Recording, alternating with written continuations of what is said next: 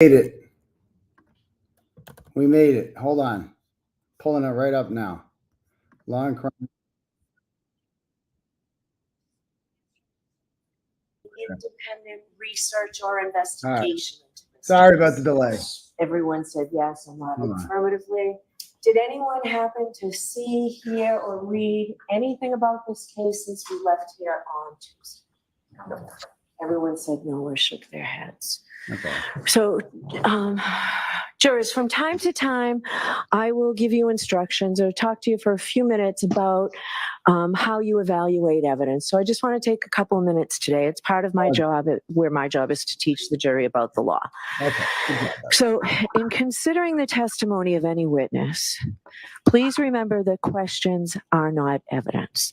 Only the answers, which are in fact the only part of the exchange between the lawyer and the witness that are given under oath, are evidence. So if a witness is asked, isn't it true that after you learned that your uncle left you money in his will, you poisoned him? And the witness answers no, based solely on that question and that answer, there's no evidence that the witness has an uncle, that the uncle had a will, that the uncle left the witness money, that the witness knew that he did, or that the witness poisoned him. So going forward, I want you to consider the evidence in that regard. Also, there were videos shown to you, and I expect that throughout the course of this trial, there'll be many more videos shown to you. These videos are evidence, and there's audio on these. So what the video shows is for you folks to decide, not me, not any of the lawyers.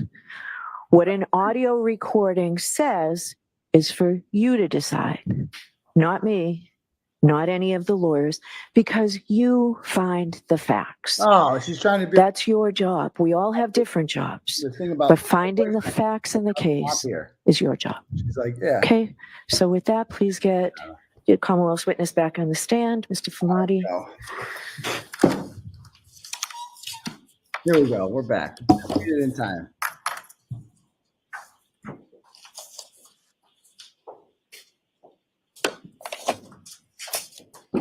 Jim, swear it again, please. Thank you.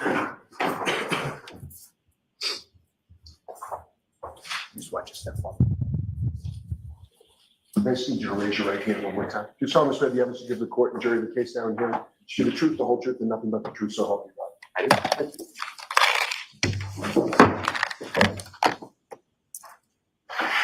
All right, Mr. Lally, whenever you're ready. Before I begin, may I just approach the witness to return Exhibit 1? Sure.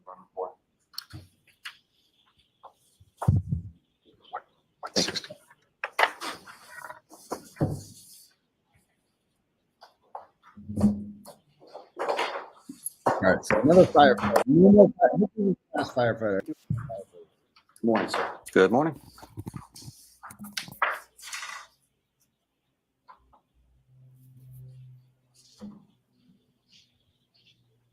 True. Firefighter Flematti. I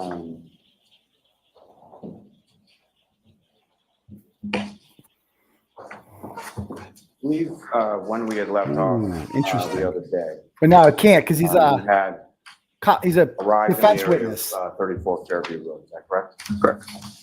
And when you arrived there, what, if anything, did you do upon your arrival?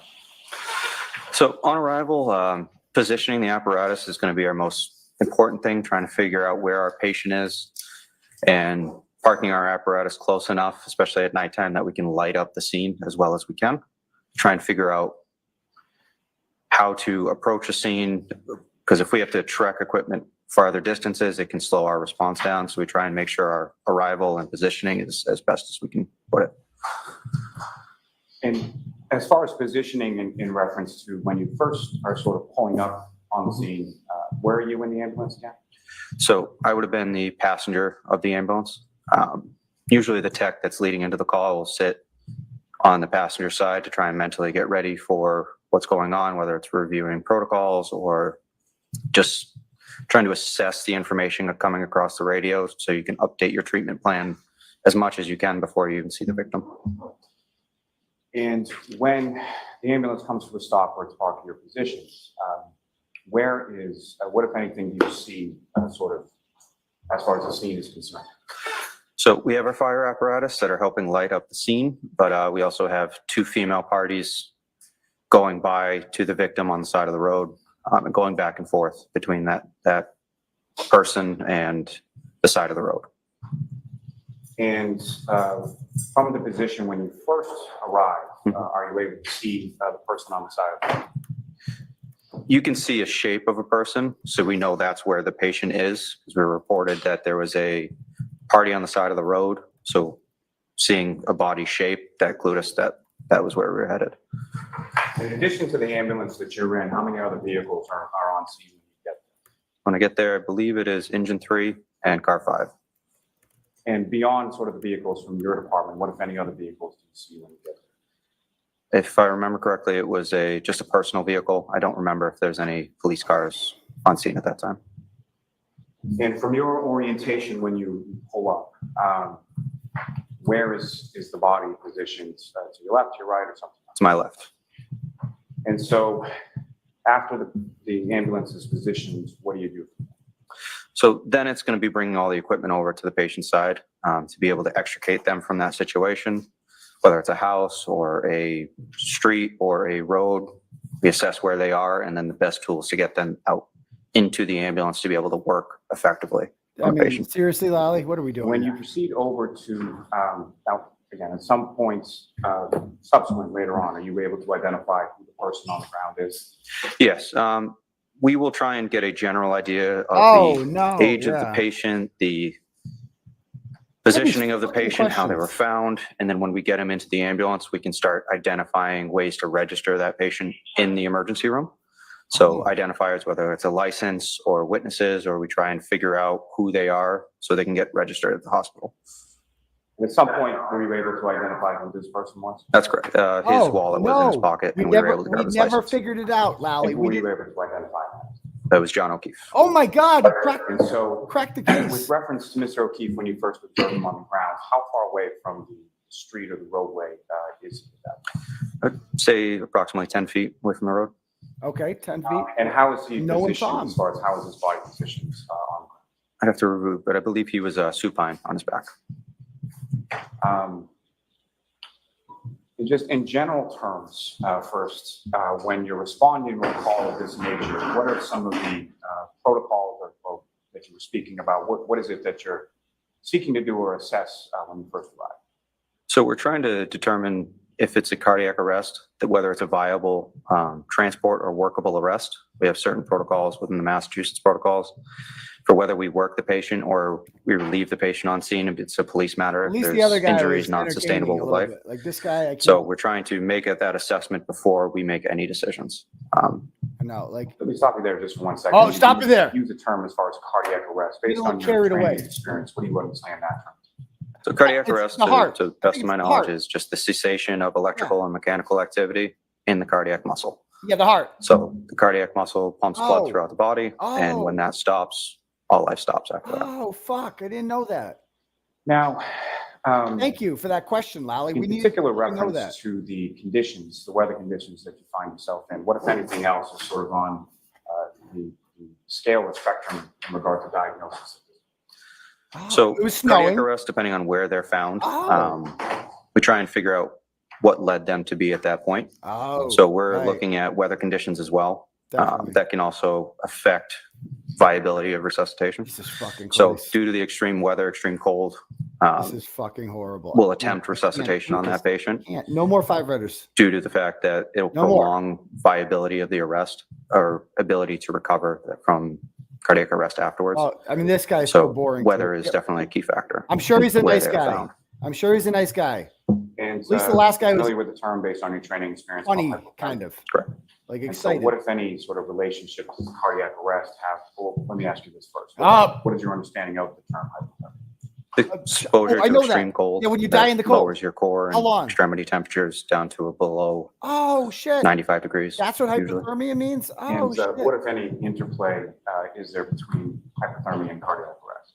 Oh. So like I said before, it'll Like- prolong how long, it'll preserve the body after arrest. So if somebody's found in like a cold water situation, there's been multiple reports of patients recovering after being drowned in cold water for up to an hour. So viability is definitely improved by the cold weather. As far as viability is concerned, you talk about in your assessment. What are sort of the steps that go into your assessment? So we're looking at obvious signs of death. So we're looking at exposure of brain matter. We're looking at traumatic injuries, decapitation, things that would basically be non-life sustainable.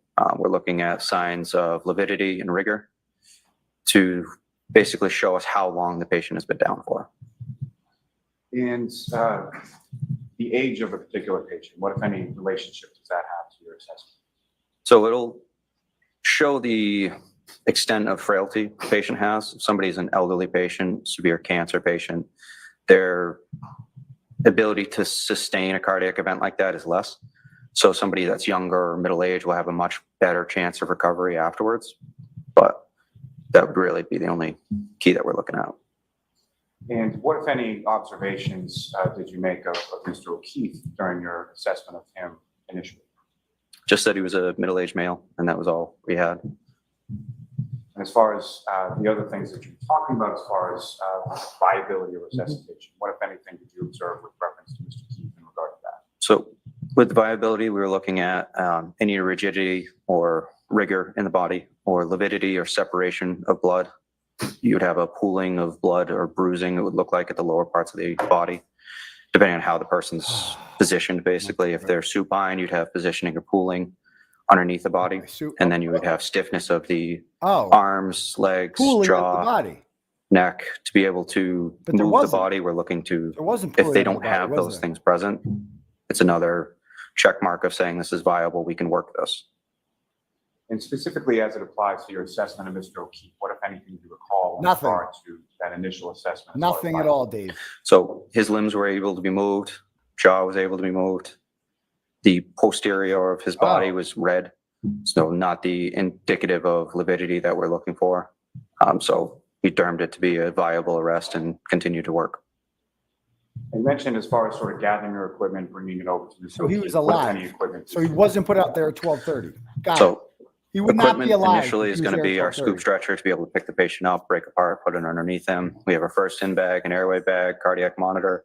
We'll bring all that over to the patient's side to be able to do as much as we can in that situation. But due to the weather, we wanted to Bingo. get him out of the weather, because that was one of the Bingo. things that was hurting him at that point, If he was was getting him alive, into the warmer ambulance Means he and wasn't there at 12:30. beginning the story. warming process. So get into an area where we can assess the patient thoroughly with good lighting, and I mean, to be able to expose the patient, begin the warming could process. have mentioned that there's blankets in there, and And when you go I was to, just there. where It's my Mr. sister's 𝗏𝗆 house. is, about 10 feet off the roadway, who, if anyone, from your department goes along with? So I have Matt Kelly with me and Tim Nuttall. I also have Frank Walsh, Katie McLaughlin, and Greg Woodbury, and Captain Robbery. And as far as this sort of initial assessment, I'm gonna read on the ground with Mr. 𝗏𝗆, what, if anything, were sort of each of those? quick turtle chat. I'm going to read it because this is boring as shit. You're not missing anything.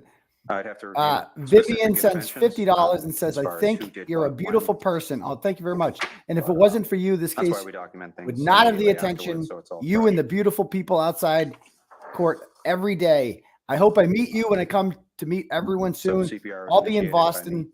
Let's fucking and go. ALS assessment as well. It's very kind of you, Vivian. I can go very over kind of you. individual interventions if you'd like, but it's really cool. And for the record, sir, you're looking at exhibit number 1. Okay, you're not missing anything. If anyone else would like to have their messages read out loud to the class, EMS report, but you click at the link at the top of the chat for Turtle Chat, or you can cash there's at also me the at EMS $, Uncle report on Turtleboy. that as well. You write, you donate, you write whatever you want. I'm gonna read it to the class. Okay. And honestly, at this rate, it'd be more exciting than what we're freaking seeing here. I can't do it, man. I can't do it. What is Lally's plan here? To bore these fucking poor people to sleep? Usually when you go over to Mr. 𝗏𝗆, how many other people are sort of in that area at that time? Okay, we're getting somewhere now. So Finally. in the area, we have the first responders, and then we have the 2 female parties on scene. Where were the 2 females in relation to Mr. 𝗏𝗆? So as we're approaching the scene, they were kind of in between us and the patient. So we tried to gather as much information as we could from them as we could. Okay, like what? What'd you ask him? So once you make that determination as far as viability of Oh my those God. efforts, sort of specifically, what are you and the other firefighters doing in regard to those efforts with Mr. We're just So we're masturbating. beginning CPR. What? We're trying Oh, okay. to Oh, establish good quality CPR, get the patient onto our stretcher, begin Really? IO, start medication. Wouldn't that start be ventilating interesting? the patient? All this, all of the conditions that the body has, we're trying to remedy through intervention. So we're trying to breathe for the patient. We're starting to press on his chest to do CPR to cause his cardiac muscle to compress, spread blood through the heart, cardiac muscle, cerebral brain. And we're trying to reverse what's happening in the body. Now, as far as when Mr. O'Keefe, you observed him on the ground, what if any snow did you observe on or around him in that area? So the snow was probably up to the mid-axillary point. So we're looking at probably halfway up his rib point. Top of his body was clear. Clear. Top of his body was clear. About how much snow There- was there was no covering snow. his body up to the mid-axillary? I'd say probably about 4 inches, 4 to 6 inches. 4 to 6. Okay, the weather report says Now, as otherwise, far but as okay. Your observations, Mr. O'Keefe, when he's on the ground, what, if any, observations did you make as far as how he was dressed? For the exposure, I'd say he was pretty underdressed. Long sleeve t-shirt, jeans, nothing really substantial to be out in that type of No weather. puffy coat? No puffy coat? And at this point, or any subsequent point, what, if any, observations did you make of Mr. O'Keefe's footwear? By the time so our first priority is obviously going to be treating the patient. His clothes do matter, but it's on the list of priorities, not huge. So by the time we figured out he was missing one of his shoes, we were already at the hospital at that point. No puffy coat. And do you recall which of his shoes he was missing? I don't. The fuck does it And as matter? far as that missing shoe, was that something that you or any of the other firefighters, paramedics would have needed to have removed on scene pursuant to any sort of treatment? Nothing would have been done through the feet. It would have been just exposure of the patient to see possibly the extent of frostbite, if it had started affecting his extremities, fingers, nose, that type of thing, of hypothermic reaction there. Would that be something that would have been removed by one of you or one of the other firefighters while he was on the ground? If it would have been removed, both of them would have been removed to assess that. It wouldn't do much good to just remove one and leave it there on scene.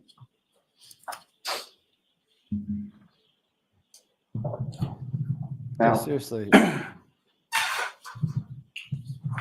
as far as the two females that you observed, Yeah, you know. did they sort of remain in the same position you initially observed them? Did they move around or something? They kind of cleared a little bit away from the scene. I would say they moved off to the right of the apparatus so we could work on the patient at that time. And what, if any, conversation or what, if anything, did you ask either of those two? So how the patient was found and what brought them to that situation is critical. So we're trying to figure out as much information, past medical history that we can of the patient. Okay. So we're trying to find somebody who has knowledge of the event. So as we approach the scene, begin to talk to one of the females. What is going on? Why are they there? What happened? What'd she say? And you say you're speaking of one of the two females, is that correct? That's correct. You see any of those females in the courtroom today? That's correct. Miss Reed. Could you just identify as to where Ms. Reed is seated or an article closed? It's right there. All right. Just ask the record reflect identification. Okay. Yeah, we got that one, Lolly. Good With job. regard to one of the two females that you were talking to, was that Ms. Reed or was that somebody else? That was Miss Reed. And why, if at all, were you talking to her versus one of the other females that you observed? She seemed to be the one that was most personally affected by it. So figured Oh. she'd had the most information about why the person was there. Okay. And what, if any, observations did you make of her in regard to your conclusion that she was the one who seemed the most personally affected by it? She was the most distressed on scene. She was genuine. Obviously upset. Yeah, cared the So most. personally related to or had a kind of relationship with the person. Oh, okay. Yeah, he said 2 because John McCabe was sitting in the car. Before we get to the conversations, what, if anything, did you observe Ms. Reed or any of the females doing with reference to Mr. O'Keefe's body when you first started to come up to this? So I would characterize it as an attempted resuscitation. She was attempting to do CPR, but due to the erratic behavior, she was running back and forth between the other female on scene and the body, back and forth, trying to press on his chest, wake him up, talk to him, just to no avail. And as far as your conversation with Ms. Reed, what, if any, questions asked in regard to the demographics or anything else?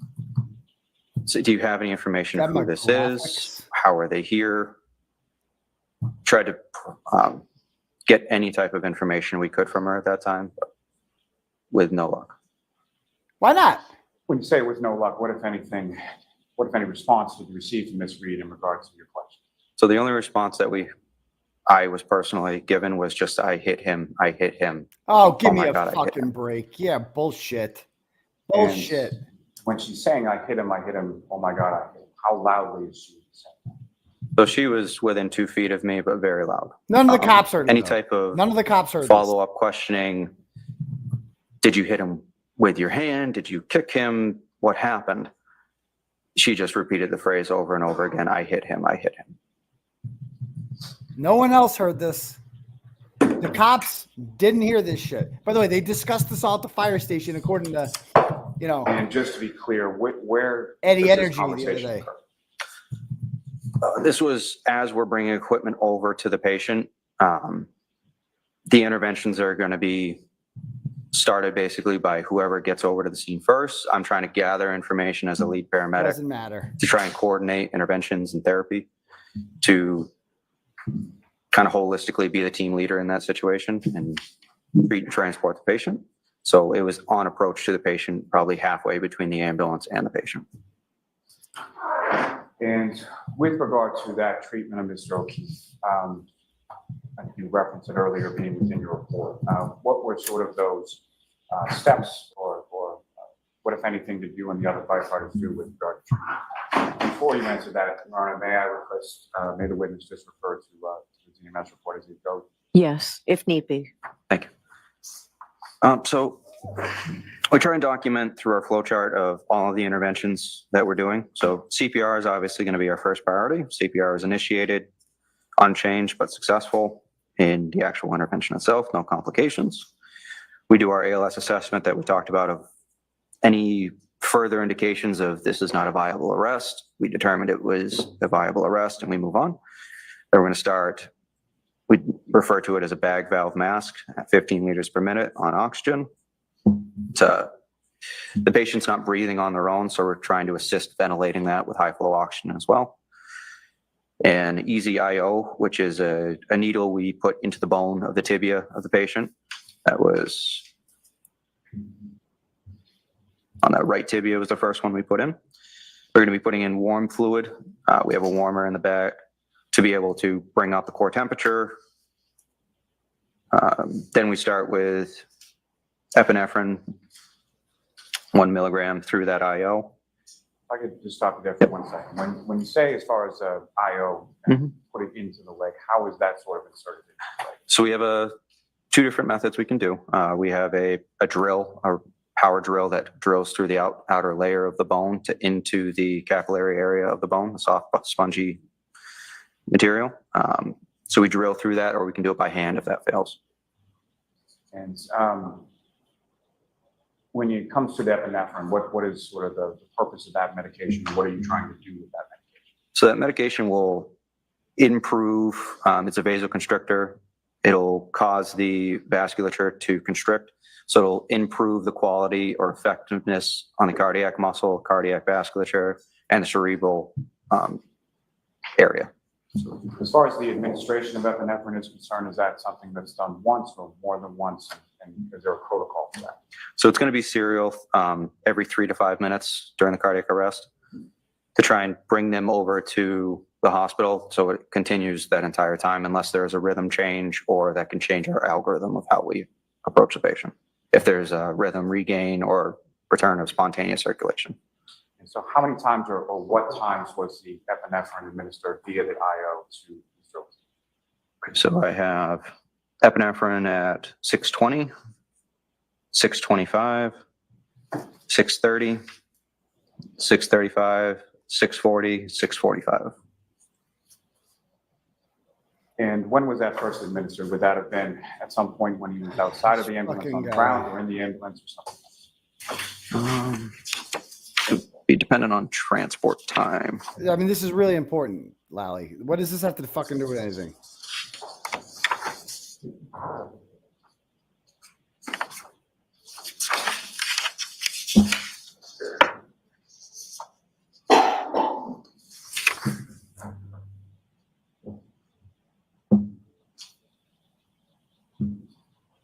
So first, we're at patient side at 6:15, transport 6:27. So best estimation would have been inside of the ambulance at that point.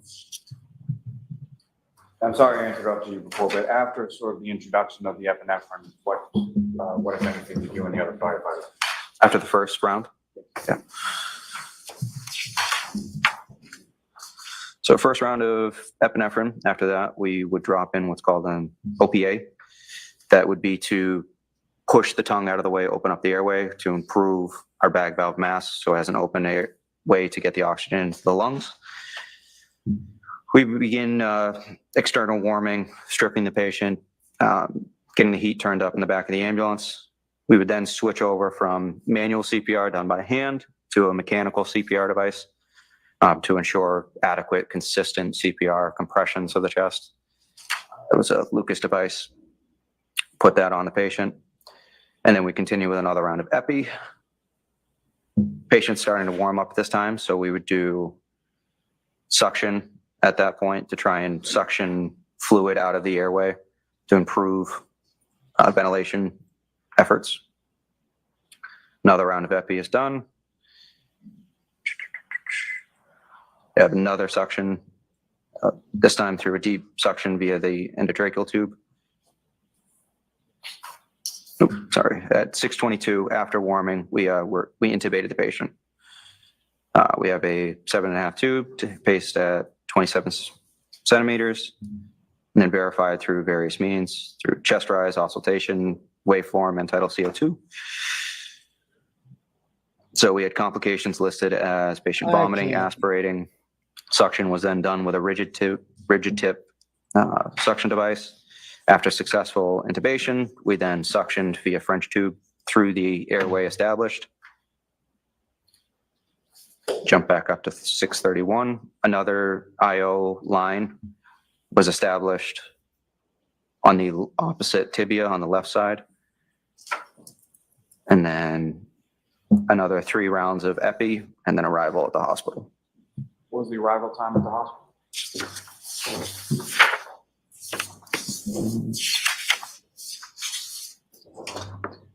At destination was 6:45. What hospital was that again? I'm sorry. Good Samaritan Medical Center. Thank you, The Lally. term that you use in your reports called, and I'll probably butcher this, but asystole, is that correct? Yeah, asystole is going to be a cardiac rhythm where there's no electrical activity in the heart and is referred to as flatline. What, if any, observations did you make in your treatment diagnosis in regards to Mr. 𝗀𝗄𝗆 as far as asystole? So that was the rhythm he was found in. Yeah, from initial rhythm, I have on the EKG at 6:32 as asystole. So we basically observe that for any changes, whether it's increase of electrical activity, regain of adequate pulses, all of that can kind of be hinted at with the cardiac rhythm. And then we would change our algorithm based on whether we go down the 𝗺𝗃 protocol or we continue down the cardiac arrest protocol. Okay, thank you. And whether it's on scene or it's in the ambulance, is there sort of a division of task or a division of skill that's being employed in patient care? Asking the hard-hitting question. So patient care will have to do with level of training and also proximity on the patient. Where you get into the ambulance is just logistically, if you have the training, it's not a huge open ER, it's a small environment. So we try and not have people jump over each other as best as we can. Gotcha. And if you recall, who was sort of doing what in relation to treatment of this patient? So in the back of the ambulance specifically? Yes. Okay, in the back of the ambulance, Tim Nuttall was managing the airway. I was the team lead that was kind of coordinating all of the interventions. Okay. Matt Kelly was assisting in gathering equipment, doing CPR before the mechanical device was placed on. Basically, they act as an assistant to hand equipment, place things in strategic areas around so we can actually work without having to go get those physical things ourselves. Now, as far as you indicated removal of Mr. O'Keefe's clothing once in the ambulance, correct? Yes. What was it about sort of the condition of the clothing that led to the removal of that? So removal of clothing is actually pretty standard for any cardiac arrest, any traumatic injuries. We're basically trying to get further clues because this is all happening very quickly. So we're trying to get more evidence of why are they here. We're looking for extremity injuries, Yeah. crush injuries, Okay. bruising, anything that we could document, that we could pass on to the emergency room staff and doctors. So we would strip most patients. And as far as were you involved personally, as far as sort of the cutting of the clothing and Yes. stripping the patient? Yes. And upon removal of the clothing, what, if anything, did you observe as to sort of the condition of the clothing or texture of the clothing? Condition seemed pretty well intact, but just wet and cold. And what, if any, relationship would the wet and cold clothing have to any of the diagnoses that you were running through in regard to this? It would really just be the exposure to the weather would be our biggest trigger off of that, or if you had protruding injuries through the clothing, compound fractures, things like that. The clothing was intact, but we knew it was wet, it was cold. So as we strip things off of him, we can see underneath basically if there are any not every fracture breaks through the skin, not everything causes obvious things, obvious signs. So as we strip the patient, we can begin to further assess. Take you back just for a second to outside of the ambulance. Yep. What, if anything, specifically were you able to observe with reference to any injuries Mr. O'Keefe has sustained? Injuries are pretty tough to see outside of the ambulance just due to the weather, due to the lighting. We have seen lighting on the ambulance as well, but Let me ask you, Yeah. as far as what, if any, difference did you know between the lighting in the back of the ambulance versus when you were with Mr. O'Keefe on the ground? so he was still out in the weather at that point, so bleeding wasn't really obvious at that point. As soon as we get him into the back of the ambulance, then we start noticing hemorrhage from different areas of his body. And when you say hemorrhage from different areas, which areas specifically? So mostly from his mouth, his eyes, nose. Yeah. And just to be clear for the record, when you use the term hemorrhage based on your training experience, what do you understand that? Bleeding, external bleeding. Oh, thank you for clearing that up. Now, you mentioned that there was some suctioning of Mr. O'Keefe's airway, is that correct? Correct. And what, if anything, specifically was suctioned from Mr. O'Keefe's airway? Suctioning from the airway was mostly blood, blood, sputum. And as far as how much, what, if anything, you have to sort of measure how much blood was suctioned out of Mr. O'Keefe's airway? So we have a canister that has marks of milliliters, so we can determine as we're suctioning how much is in that container at different times. And about how much, based on that, was suctioned from Mr. O'Keefe's airway? So the initial suctioning with the rigid tip was about 150 milliliters. And subsequently, so that would have been above the airway, in the mouth, in that type of area. We established the intubation, and then deep suctioning with that soft tip through the intubation tube would have been another 50 milliliters of fluid. Now, with reference to, you mentioned some observations in Mr. O'Keefe's back, correct? What's that? You Sorry. mentioned some observations you made earlier in reference to Mr. O'Keefe's back. Yes. And what were those again? So that would have been redness of the skin of the posterior of the body. What, if any, significance does that have to you as far as your observation?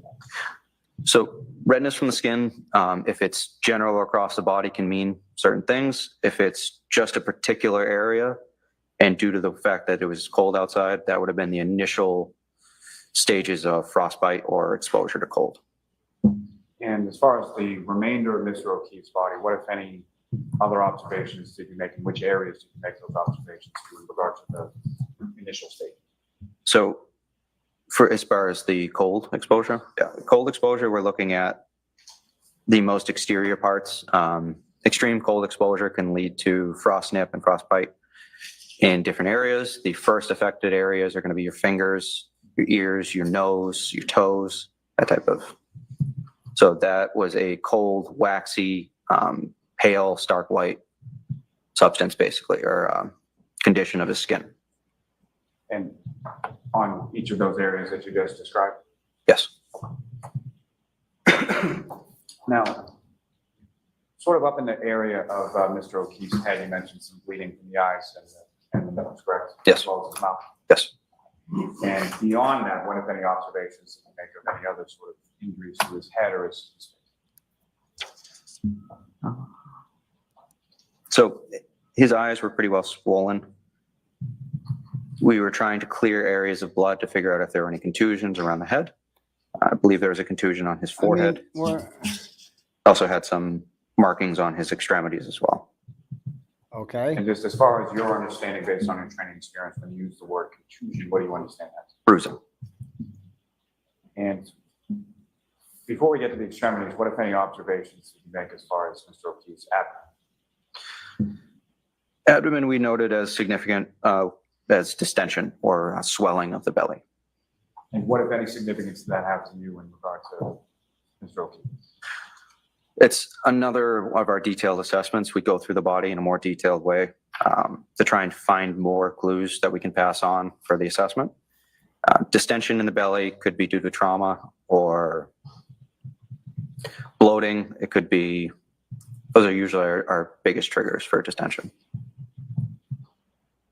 Now, you mentioned as far as the extremities are concerned, what, if anything, did you observe as far as injuries to Mr. O'Keefe's?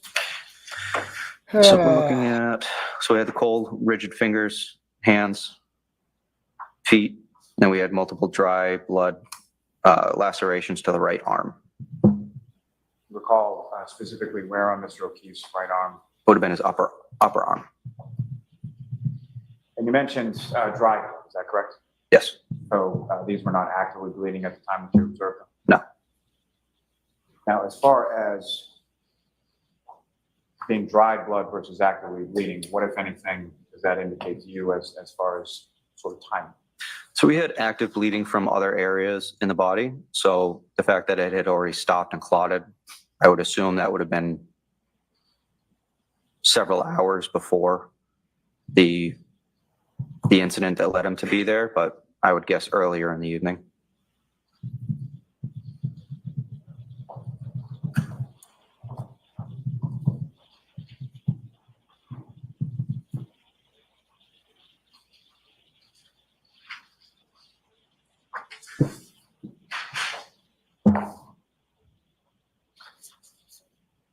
Now, as far as the history is concerned, your attempts on scene, and then what, if any, attempts were made subsequent when you were in the ambulance to obtain any sort of history of how Mr. O'Keefe came to be there, or what, if any, and causing injuries you observed? Once we get the patient into the ambulance, there was no family, no bystanders in the back of the ambulance, so then it's going to be solely based on physical assessment. And within sort of the team of firefighters that you had, who, if anyone, did you direct to try and obtain that information while you were in the back? So that would have been Katie McLaughlin. And what did you ask Mr. McLaughlin? So Katie was one of our senior paramedics at the time. So we had enough skilled hands working on the patient at that time. So to direct her, I wasn't able to get as much information and still had a skill to do, or still had a task to do, to run the cardiac arrest. So I directed Miss Reed over to Katie to try and gather more information as to why they were there. If you could get any more information about who he was, events leading to the injury, how long he was down for, any type of information, and then moved on to the patient at that point. And so Firefighter McLaughlin is having this conversation outside of the ambulance, is that correct? That's correct. This is going on while you're inside of the ambulance actively treating Mr. O'Keefe. It was a very quick process. So I start the conversation, wasn't productive, wasn't moving forward, moved her over to Wasn't productive. Firefighter McLaughlin, continued on to the patient, and then started treatment, moved the patient in, and then Katie came into the back of the ambulance to help. So it was a very quick process.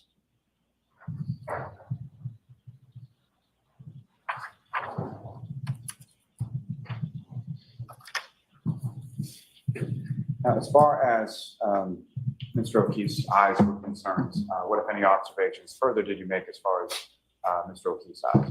So both eyes were swollen and bleeding.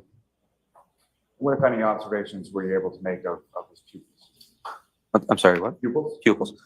So I've documented as 4 millimeters and non-reactive. What, if any, significance is those observations as far as about 4 millimeters non-reactive? So we're looking for equality between the two. So signs of bleeding can be demonstrated by unequal pupils, or if they were restricted, could lead us to believe it was as a result of an opioid interaction. But we're looking at whether they react to light as well.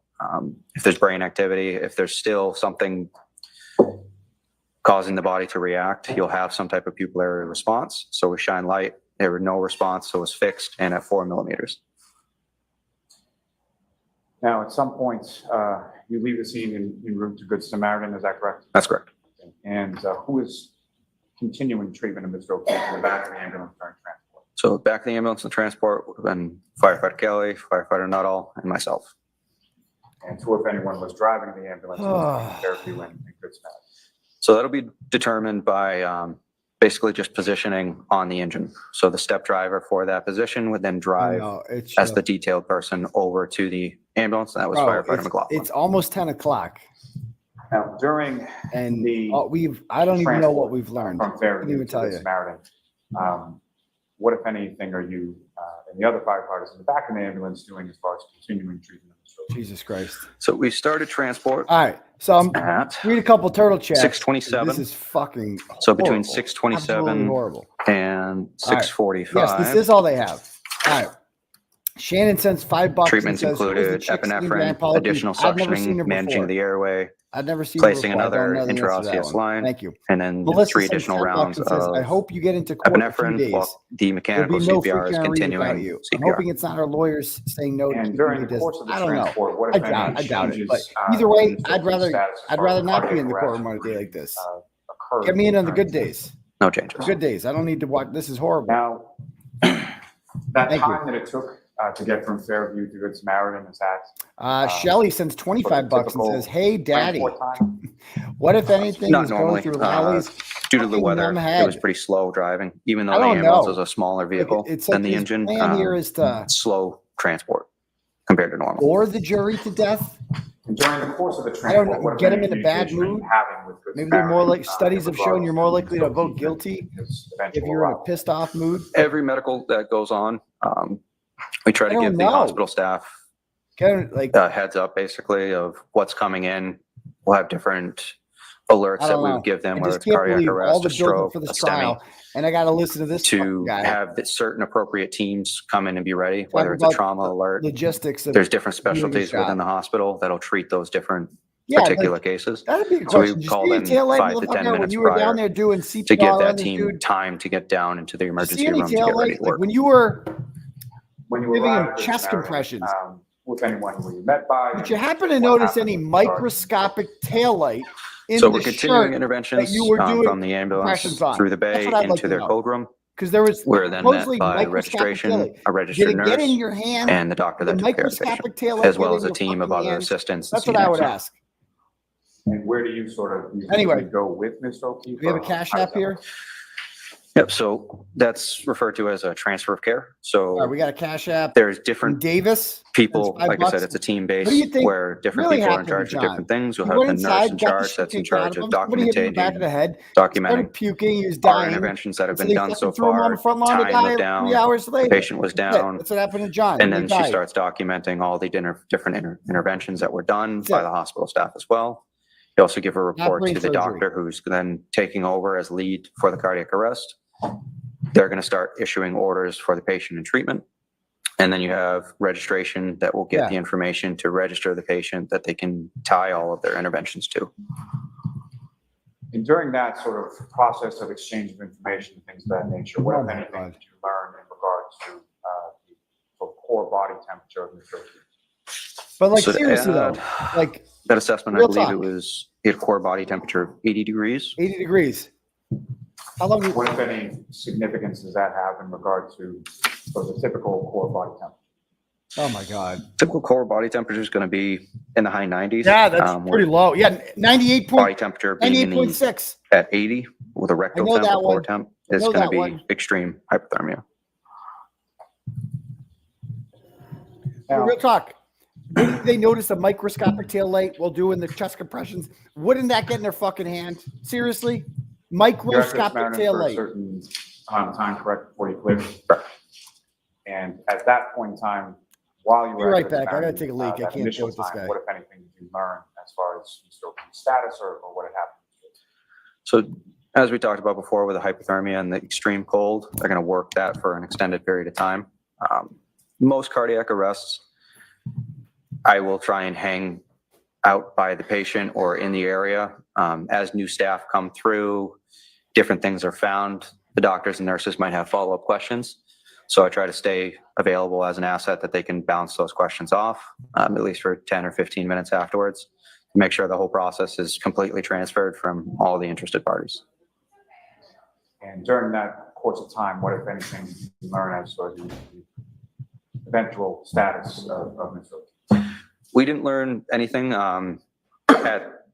while we were at the hospital. We then cleared the hospital, returned back to quarters to decon the ambulance and to replenish all the equipment that we had used, get back in service, and move on with the shift. At some point during the course of the shift, did you have occasion to go back to Good Samaritan? Me personally, no. It would have been for an additional medical call if there was any calls for service afterwards. Did you recall whether or not you went back to Good Samaritan for any additional medical calls or anything of that nature? I don't recall.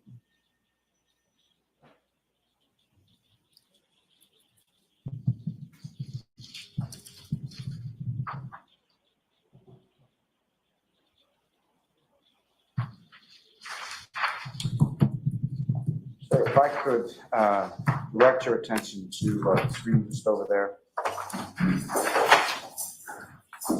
Ms. Gilman, if I could please have exhibit number 9.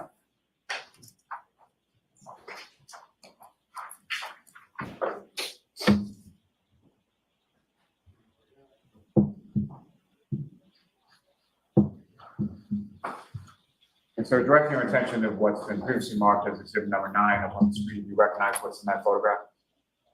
The house. Is that the house that you responded to? Is that correct? Correct. And Ms.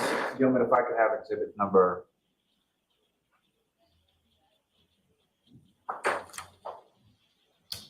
Ms. Gilman, if I could have exhibit number 14.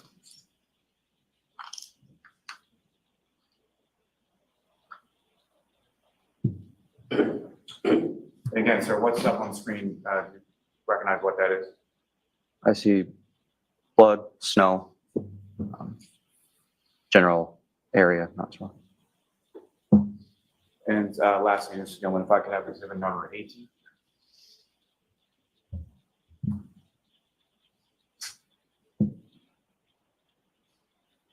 And again, Firefighter Paramedic, you recognize what's depicted up on the screen as exhibit number 18?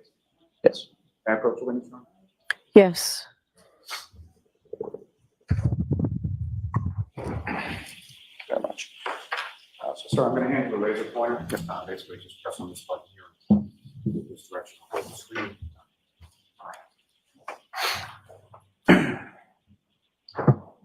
So Firefighter Flematti, within this photograph up on screen as Exhibit 18, do you see the area in which you observed Mr. O'Keefe's lying on the ground when you first arrived? Yes. And using that laser pointer, could you direct the jury's attention to where in this photograph you observed Mr. O'Keefe initially arrived? Initially arrived would have been in this area here. Thank you. And just 1 moment, Your Honor. Yes. If you could turn, thank you. Nothing further for this witness at this time, Your Honor. All right, cross-examination. Thank you, Your Honor. Holy shit! Did he stop? He fucking stopped? What'd I miss? Good morning. Good morning. Here we go. I'd like to start sort of at the beginning. When you first arrived Yes. at the location, you indicated that you could, in fact, see the body from your perspective, correct? I could see a body, yes. And I think you indicated the shape of the body. Yeah. Couldn't tell if it was female or male, Nope. but obviously looked like a human figure. Yes. Okay. That drew your attention to the left side of the ambulance as you were approaching, correct? Yes. And you're sitting on the right side, which means you're sort of the furthest away from that figure from the perspective of the ambulance. And the ambulance, yes. And you had no problem making out that figure in the snow. So the figure in the snow, we had a good distance between the ambulance and the engine, so yes. Okay. And you indicated that the figure in the snow was on top of the snow, if you will, with some snow accumulating up the body of the individual. Yes. But he was not covered in snow. No. There wasn't like a mound of snow over this figure. There were mounds of snow in the area, but not over the patient. Due to the wind, there were snow drifts in the area. And his clothes were dark as compared to the white snow. Yes. I want to ask you a couple of quick questions about some of the last conversation we had with Mr. Lally about the injuries. You did note that Mr. O'Keefe had a laceration over his right eye, correct? No, over his right eye. Over his right eye. There's a contusion over the eye. Okay, and your definition of a contusion is, Bruising. was it also swollen? There was swelling around the eyes and a little bit of contusion and bruising around. Did you see an actively bleeding laceration over his right eye? I don't recall. You don't remember that? They never What record. about his left eye? Both eyes were pretty well swollen shut. What about not from the nostrils, but on the skin on the nose? Did you know the laceration or multiple lacerations on the nose? So due to the bleeding that was coming from the orifices, trying to clean the area and find exactly where it's from is sometimes difficult. So we can just say it was bleeding in that area. Okay, so you can't define, as you sit here, you don't remember if it was bleeding from the nostril or from a laceration on the nose? I believe it was the nostrils. Okay. Are you saying that there was no laceration on the skin of the nose, or you just don't recall On the top of the nose, no, I don't know. it? I'm sorry, On the top of the nose, I don't recall. you don't recall. Okay. With regard to his abdomen, you indicated that it was distended, Yes. a medical term for swollen. Yep. You said that could be from trauma or it could be just bloating, correct? Correct. Did you notice any contusions on his abdomen? No. Any skin that was abraded? No. Or cut? No. So there was no bruising, no contusion, but there was a distension, correct? Yes. So there was no visible trauma to the abdomen. Visible trauma doesn't really matter to internal trauma. It's not always indicative one way or the other. So my question was, did you see any visible trauma on his abdomen? No. Okay. But you did note that it was bloated. That it was distended, yeah. Okay.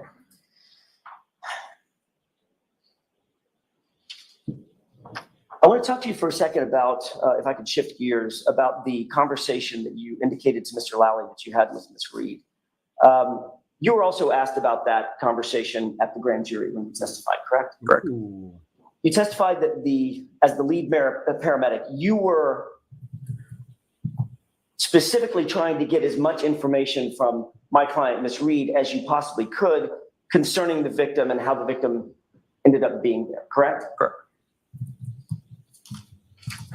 You indicated in no particular order, that you asked questions like, how do you know him, correct? Correct.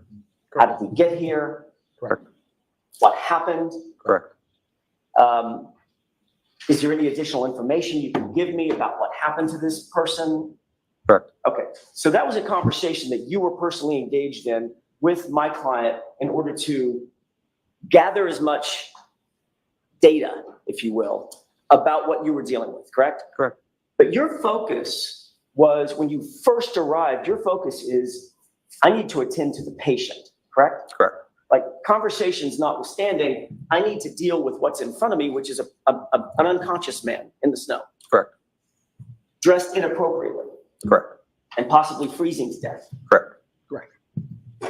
But you did say that you had enough of a conversation with Ms. Reed that she answered you and said something to the effect of, I hit him, oh my God, I hit him. Correct. So then you followed up on that conversation, correct?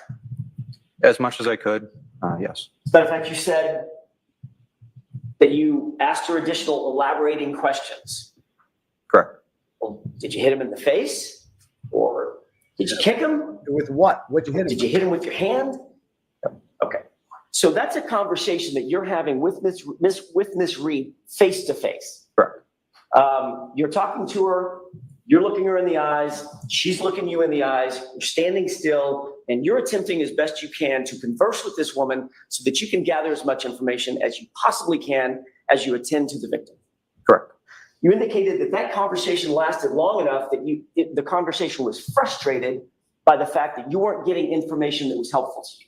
So you turned that conversation over to Katie McLaughlin. Objection? Sustained. Ask it a different way. Sure. Did you have, was your conversation in some way in your mind, and when I use the word frustrated, I mean, it was just, you weren't getting the information that you were seeking, correct? It wasn't productive. Okay, better way to put it, I'll use your word. That conversation was unproductive enough that you then moved the conversation over to Miss McLaughlin, correct? Correct. Firefighter McLaughlin. And once Firefighter McLaughlin engaged Miss Reed, you then began to attend to the patient again. So the patient was already being treated by the other personnel on scene. Okay. I started the conversation, realized it wasn't going anywhere. I had other responsibilities. So regardless of how they ended there, they still needed treatment Of course. and transport. So that began my priority and moved her over to try and get as much information while treatment was being done. What part of the treatment were you responsible for?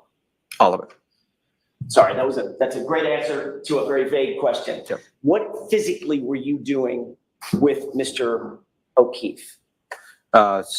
In which particular moment?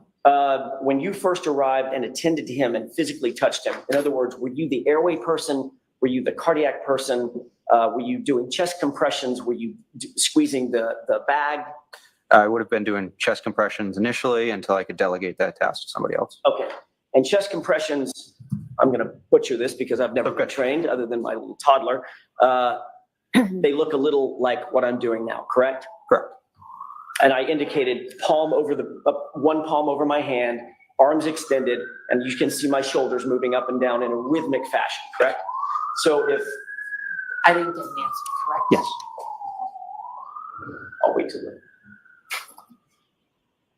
Sorry, Katie. What were you wearing? What was I wearing? My uniform. Didn't expect that one, did you? That was a different one. Heavy winter coat, Okay. a uniform. Do paramedics wear sometimes yellow, bright yellow for safety? Yes. Were you wearing a bright yellow heavy winter coat? I don't recall. I have a few different coats. Got it. Got it. Do you remember what Miss McLaughlin was wearing? I don't. Okay.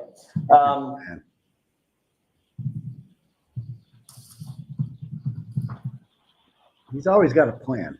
He's going somewhere with this. That conversation that you had with Ms. Reed at the scene, that had to have lasted, I'm not guessing it was very long, but it had to have lasted a minute At most, yeah. at most. Jesus, these fucking. Once you finished your conversation with Ms. Reed, did you then start attending specifically to the chest compressions and the high-level CPR that we've heard so much about from your colleague? Yes. As you're doing the CPR on the scene, that high-level CPR, high-quality CPR, was Mr. O'Keefe then moved to the scoop, which would then facilitate getting him on a gurney. Correct. That gurney was then moved between a couple of patrol cars, cruisers, and into the ambulance, correct? Correct. Once you were in the ambulance, the first priority is to get this person warm. Is that right? First priority is always going to be CPR. The secondary would be getting them warmed up. Okay. So obviously when you got into the ambulance, you would shut the doors. There's a heater on in the ambulance. Yes. You never came back out of that ambulance after you got Mr. O'Keefe into the ambulance, did you? No. Okay. And you were in there with firefighter Nuttall at the time? Nuttall and Kelly. And firefighter McLaughlin was outside the ambulance doing whatever she was doing. Correct. Okay. Initially, and then she came in afterwards to Obviously. assist. Yeah. And did I hear you correctly, when firefighter McLaughlin got in the ambulance, she took over the driving responsibilities? So there's two different compartments. They're not connected. There's a little window between the two areas. So she assisted with interventions in the back. And then after we had established everything we needed to on scene to begin transport, she then got out and then started driving. Got it. Thank you. I'd like to play, but first I'd like to have marked, I think it's already been marked, Exhibit 379. It's a video, a snippet of a video. It's probably 3 minutes long. It's not that long. I'd like to play that portion of the video for you. And when it's done, Firefighter Nuttall, not Firefighter Nuttall, sorry, I'm looking at the wrong notes. Firefighter Flematti, which is not that easy to say. Did a great job. I'm going to ask you to show me exactly where on the video, if you can, that you had this conversation For the laser pointer? with my client. Yes, you can use the laser pointer as you wish. This is just to orient you, if I may, Your Honor. The top, this, let me see if I can do this. There we go. The top is a dash cam from one cruiser. So I'm going to see counsel at sidebar for a second, please. Fuck, what is going on here? When everything's getting, we got some interesting happening here.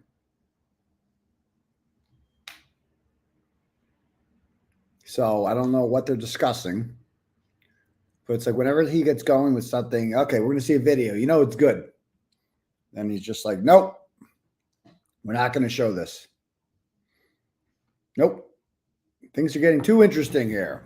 Sorry, get back to asking him. What is that thing? And Lally asks a million times. What, if anything, can you tell us about? So tell us about, what was grade school like for you? Were you picked on? Did you get school lunch, sir? Or did you do the brown paper bag? We need to figure this stuff out. Tell me more about your life. What'd you do last night? What'd you eat for dinner? What, if anything, would you say I could be doing for work if not doing this right now? Nothing? Okay, thank you. That's why I'm here right now. All right. 𝗵𝗵𝗀𝗃 must be on the video, you know? It must be. Now, here we go.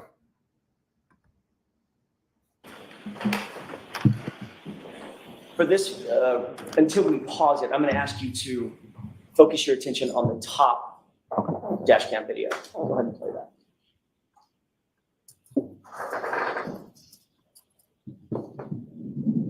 Can you pause it? Actually, I need to see counsel at sidebar again. Oh, for fuck's sake. Dude, I need to see counsel outside bar. I need to see counsel. This is good. Dude, this is the boring shit. Think of all the sidebars there's going to be when Michael Proctor gets up there. Ay. So, we've been doing this for what? We're at 10:17, so we're over an hour in now. And we've learned nothing besides the guy saying the I hit him thing happened again. And he's not about the amount of snow that was on him. So he said that, by the way, he said his body was clear. Like the snow had not accumulated. There was a drift. And that's a good point during these, with the drift, his body, the snow is going to accumulate on the side of you. It's the front of you is not going to be covered in snow. I never thought of that. It's like there's no way you could miss. And he's face up, right? When they found him, I believe, face up. feel like I should know that. But yeah. Here's face up, right? Yeah, face up. So like it would be a lot more recognizable than face down. All right. Let me read a couple Cash Apps here. Bob sends $25 and says, "Tell me a joke." Okay, fine. All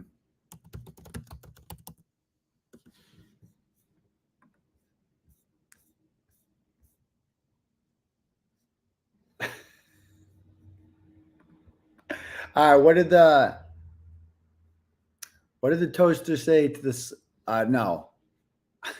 Just be like, all right. What did the no, that's not a good one. I don't like that one.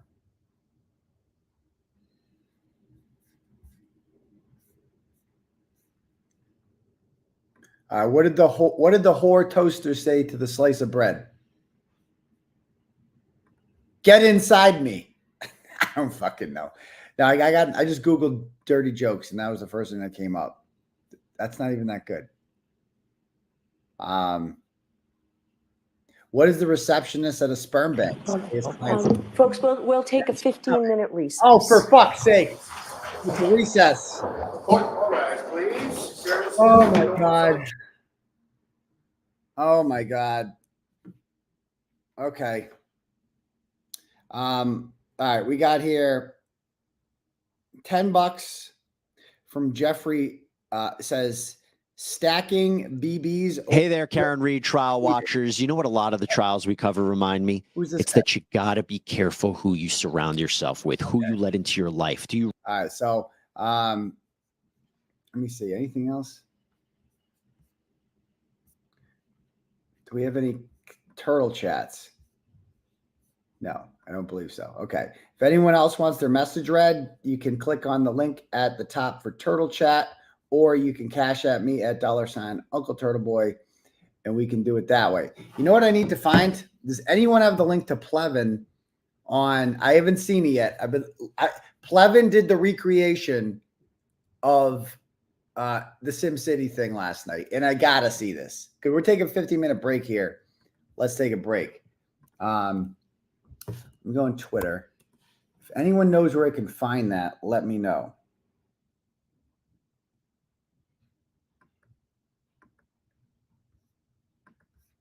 It's amazing. I gotta see it. Where can I see it?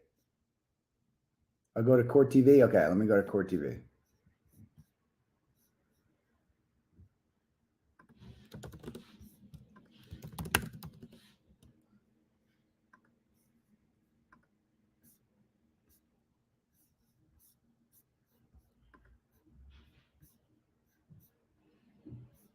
Let's see what we can find there.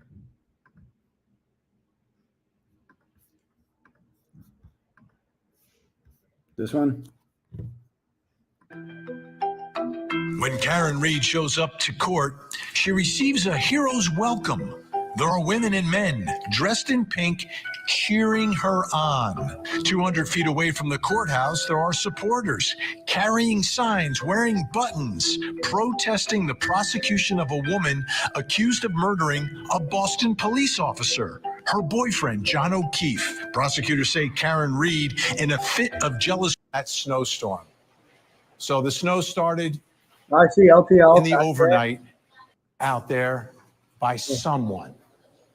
With family, celebrating, having a conversation between Ryan and his sister. She decides not to go. Wait, somebody else? And stop just up in this area, their car, and takes off. Again. Wait. What happened? Between Ryan and his sister, she decides not to go, and then Ryan passes John and Karen in their car and takes off. Okay, and by the way, didn't see John inside the car. John's alone in the car. That's Ryan Reed. We've got a great panel of guests tonight. I want to introduce who we have joining us. Kind of a birthday get together there. Oh my God. Probably party is too strong a word. Like what? Pathologist and Dr. 𝗵𝗂 Banerjee, board Why is certified this forensic fucking guy pathologist, on TV? and Kevin Lanahan, YouTube creator. 𝗬𝗏𝗃𝗁 is the name Oh my God. of the program. So thank you everyone for joining us. Kevin, let me begin with you. So did I get it right? Did I get it right about who was where and what this was all about? How is this real? Absolutely, absolutely. So they get to the house. How many people do we think are inside? Do we know? Well, at the time that John back in and session? Karen arrived, 11 people. 11. Now, Okay. there were Oh, a few wait, people. hold on. People have to We're back in understand there were session. kind of They said 2 15 get-togethers. minutes. Here. First, They said 15 minutes. Okay, we're putting court back in session. I'm not watching that shit. Here we go. Sorry about that.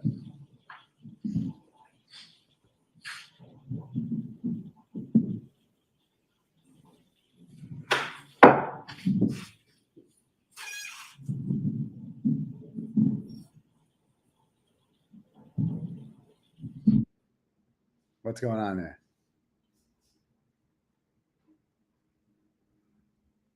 What? What the hell?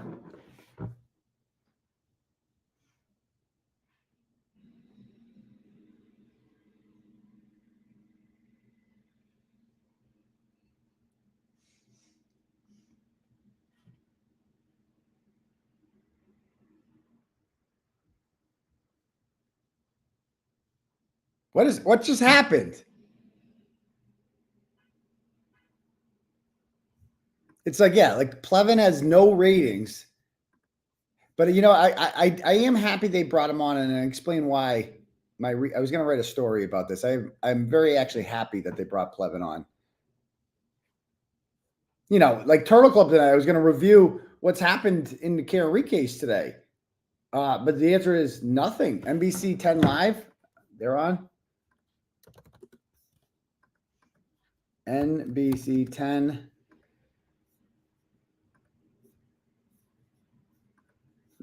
NBC 10 Live is Boston. Okay.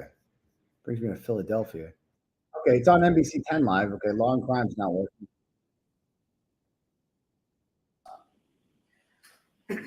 That's the extent of the, or approximately the extent of the length of the video, the clip that I was going to play. Oh, okay, so we missed it. Okay. All right. So we'll take a 10-minute recess. Thank you, Your Honor. We showed that when the court wasn't in. What? What just happened? They kept it going? All right, Karen's nodding. Must be for a reason. Maybe play it?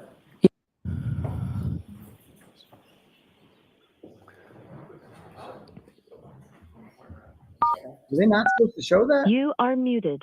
Maybe play it? Yes, I'd like to see it. There is one, but neither is the O'Keefe family. What are they going to show here?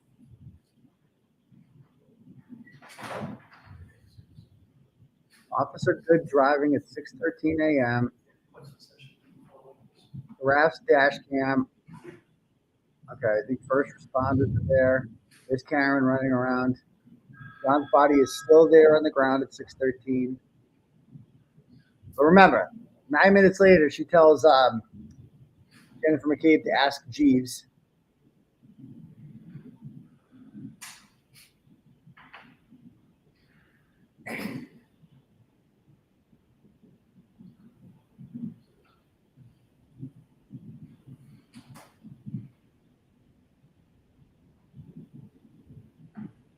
Remember, I mean, just look at the conditions on the ground and picture Karen Reed going 24 miles an hour. Oh, there's the gurney pulling up. So the gurney pulls up at 6:14. And wait till you see what, Steve, watch what Jennifer McCabe does here. Again, I've never seen this video before. It's my first time seeing this. It's my first, I swear to God, I've never seen this before. So look at Jennifer McCabe. Watch what she does here. Watch this. Watch what she does here when they pull the gurney off. Just watch her. Watch her. So we're at 6:14. Watch this. Icy motherfucker. Here's Seraph. Oh, still talking. Look what Karen's doing. Looking at him. Looking at him. Is he okay? Is he alive? Look at her with the hands. The hands. I'll tell it. Now watch this. The body comes out. She turns her fucking back to the body. I'm going to show that one more time. This icy bitch. Watch this. I've never seen this before. Watch what she does. John's body comes out. Karen's looking at the body like, oh my God, is he alive? I'm so sorry. And then she can't even fucking look at him. You can't even look at him. Wow. Literally turns her back. I've never seen that before. That's so weird, though. That's like exactly what I predicted what would happen. I didn't know anything about any dash cam video prior to this. But that's exactly what I predicted they were going to show, wasn't it? That's exactly what I predicted they were going to show. So that's crazy. That's pretty nuts. And look, she's still talking. She's still setting the narrative about what happened. We're up to 6:15. And how come those paramedics heard Karen saying, I animated him? None of these cops heard it. They're all right there. They're all right there, ain't they?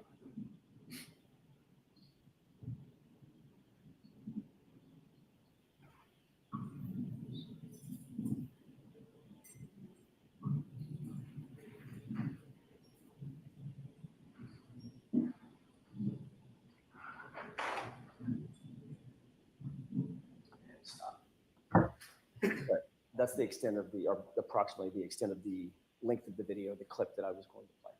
Okay. So, again, now that that's been aired, oh, I just got sent. Now that it's out in the public, I guess. See, do I have a copy of that video? Let's again watch that on the bigger screen, shall we? Let's see what Jennifer McCabe does. I wonder.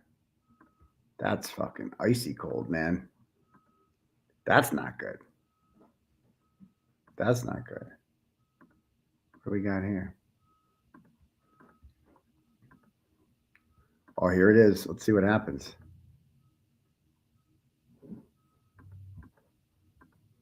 Okay, so let's see. Now that we've just in real time got this on the bigger screen, definitely haven't had this file for quite some time. First time seeing it.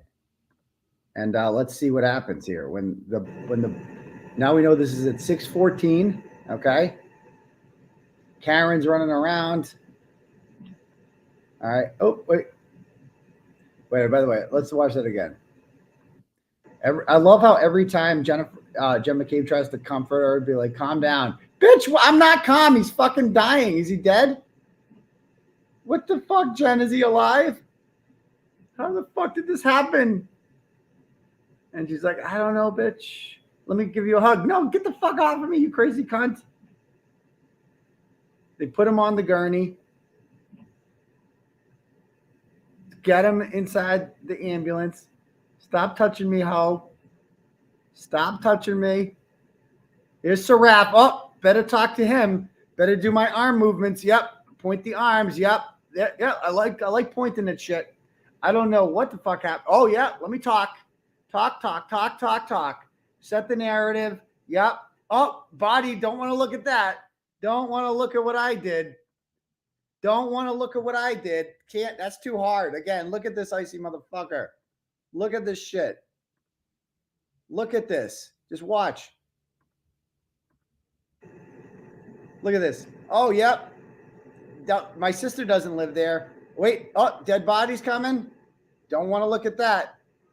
Karen wants to look because Karen's crying. Oh, she can't even look. She can't even look. Look at this. Can't even look at what she did. Look at her. Look at her. Can't even look. Oh. Oh, what a cunt. Oh, what a cunt of the highest degree. Could you guys believe that? No regard for him. Dude, she turns her back on him. Turns her back to the man lying in the snow that she doesn't know. You know, outside of the house where she doesn't know who lives in that house. Nothing like that. You know?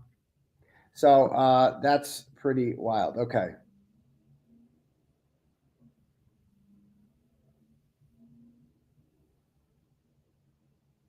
Okay.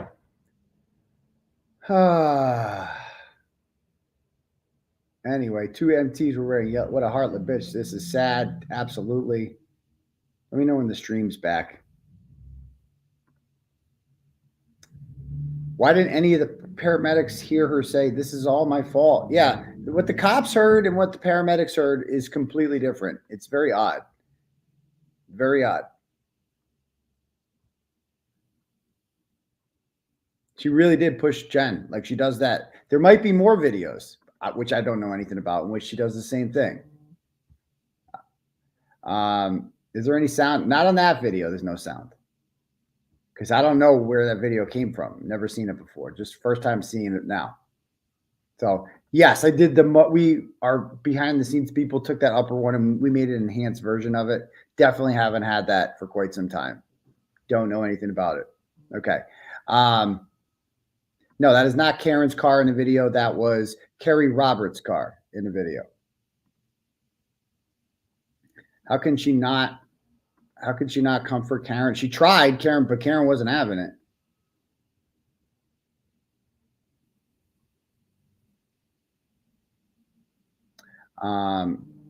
Forces of evil. No,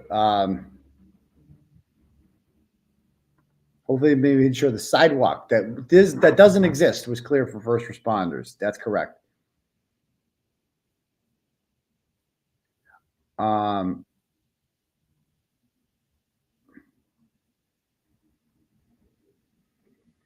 We weren't supposed to see that video? Well, we did. I just saw it, and then I downloaded it. I just got that video. So that's pretty cool.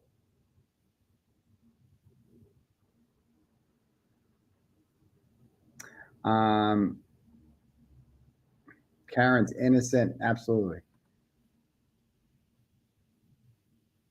Yeah, the microdots version, you got to hear the microdots version of the enhanced audio of it.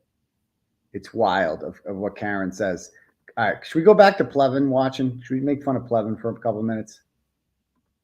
I got to see this. I can't believe this is real life.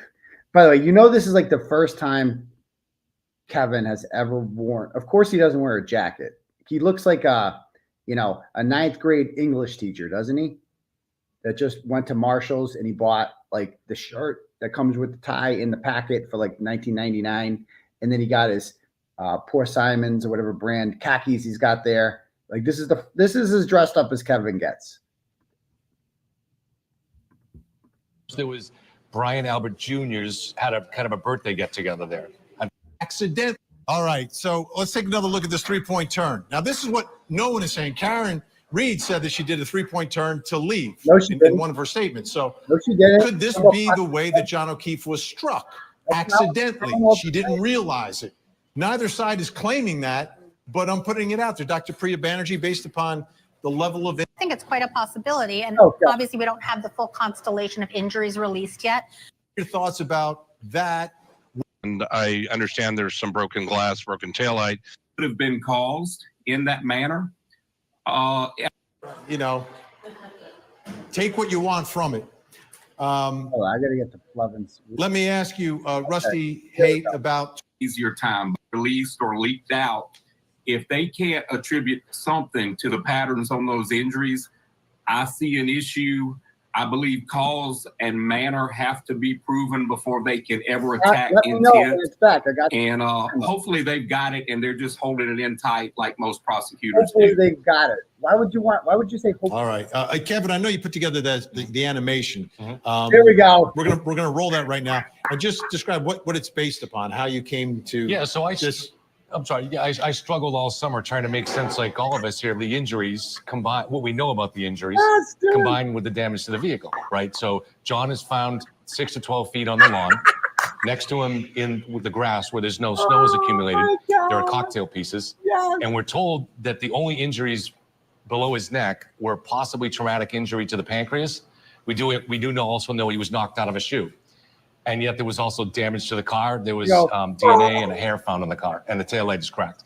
So I really struggled to try to understand how a vehicle could make that head wound and not damage his torso. And So not this is- damage his torso. So This yeah, is, 'cause this was an attempt at that. right. This was Like, just- yeah, he left the drink in the street, which Yeah. I so get happy it. they did this. All right. I want to thank He left Rusty the Hay drink in the and street. Dr. Kenneth Kinsey. Thank you so much for your insight and your expertise. We appreciate it. And I guarantee we'll be calling you back again and again. I mean, I'm so happy that a lot of people are like, you know, I can't believe Plevin was on there. I'm happy it happened, man. I'm happy. A national audience just saw how ridiculous you have to be to think that Karen Reed did this. Like, Kevin gave it a shot. He's the only person on their side who actually is like, well, got to come up with something here. Got to come up with some way to explain why he has head wounds and no real other wounds below that. And the taillight's broken. So I'm gonna go with this. and we all laughed when he came up with it. We're like, see how stupid it sounds? Well, now that this story is gaining national attention, Vinnie Politan just put it on national television, and a national audience now has seen how stupid you have to be to believe that this happened. I mean, Kevin, thank you, Plevin. Nobody has done more for the Karen Reed cause than Plevin. Like, he just did it. We all owe him a great deal of gratitude. I mean, I can't believe the Plevin SimCity recreation made it onto national television. I'm so happy. Oh, they're back. Okay.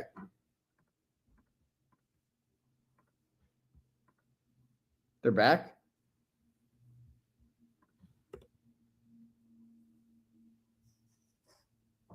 I don't see it.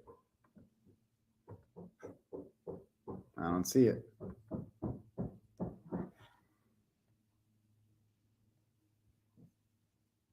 Why was Karen Reed bar hopping? Bro, they went to 2 bars. I'm reading the law and crime comments. Some stupid people over there. Let's read some comments. She wasn't bar hopping, and she was 40, I think, 1 when this happened.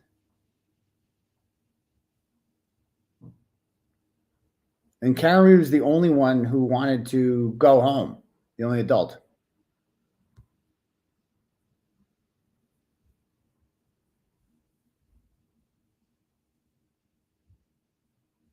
When's this going to resume? No conspiracy, just conspiracy after conspiracy, nothing else. Yeah, right. I mean, these people obviously don't know where the streets plowed. You might want to read Turtleboy, my dude. Might want to read Turtleboy.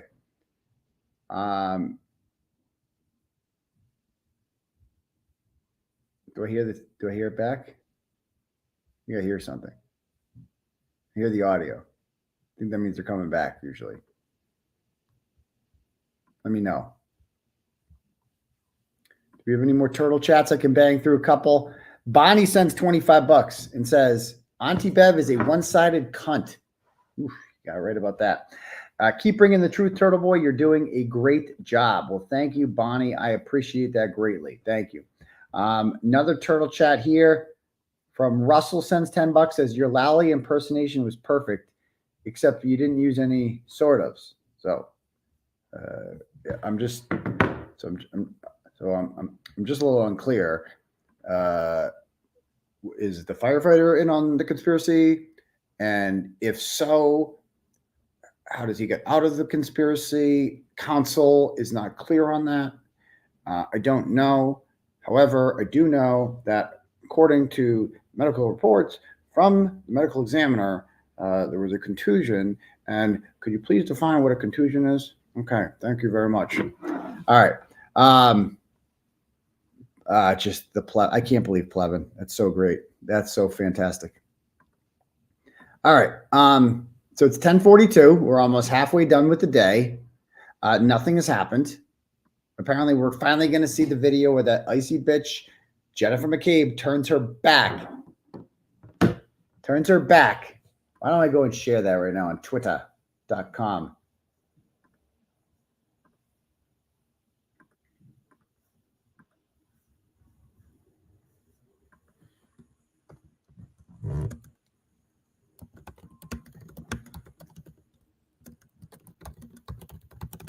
Jennifer McCabe turning her back on John O'Keefe. He is wheeled into the ambulance. She was too busy talking to police, setting the narrative, and couldn't face what she and her murdering friends and family did to John.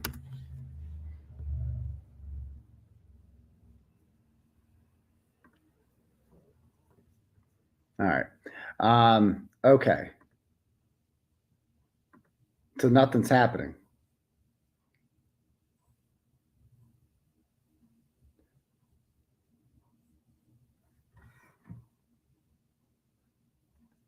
Was there really hair DNA in the tail light? I mean, that's wild.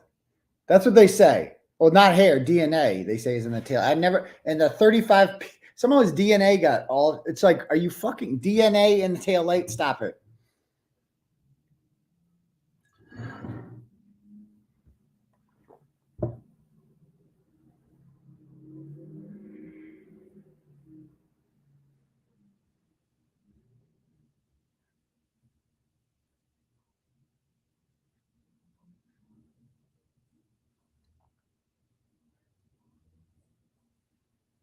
I'm wondering why Lucky the plow driver is on the Commonwealth's list. I don't know either. It's like, it's a suicide mission, man. I don't know why Jennifer McCabe's on a Commonwealth's list. It's not going to go well. All of these are like, they're bad witnesses. The only good ones are the firefighters. Maybe that's why they're taking so long with this.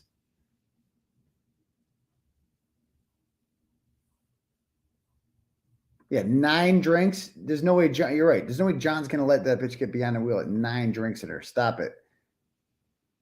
Are we back? I hear something. Hear sound. I hear sound. I hear all rise in the court, please. You guys hear that?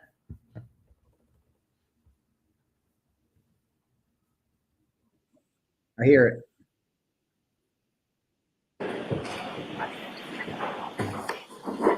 Why doesn't counsel come to sidebar where the jurors are coming in?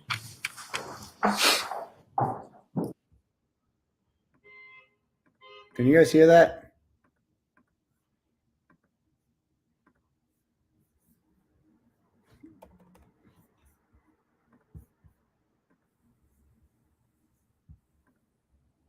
Hold on, we're going to NBC now. Killing Me Law and Crime. Why is there no sound? You guys have no audio either?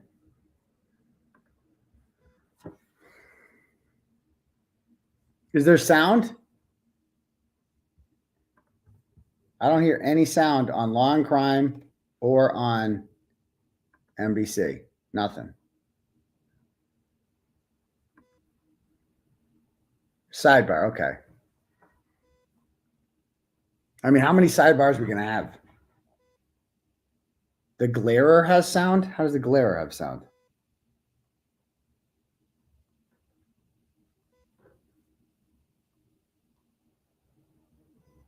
I got the glare on my phone. I don't hear any sound.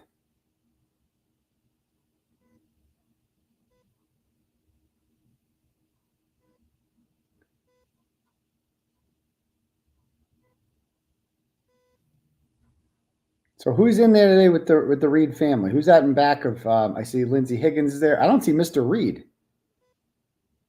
Who's in the back row?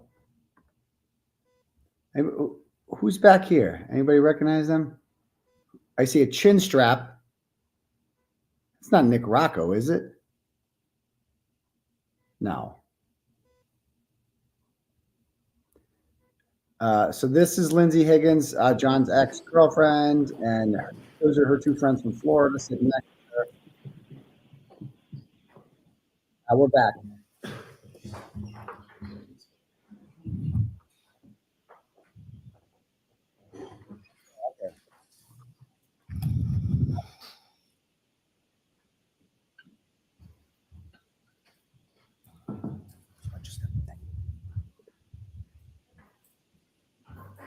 yes. Sure.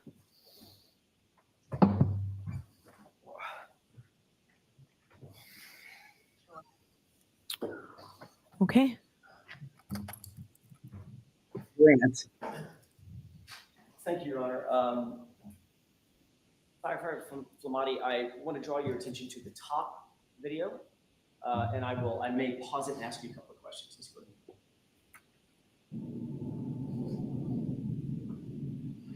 Pause. Did you see a person run into the screen? Yes. Run into the frame, rather, from screen left? Yes. Who's that? I don't recall. Okay.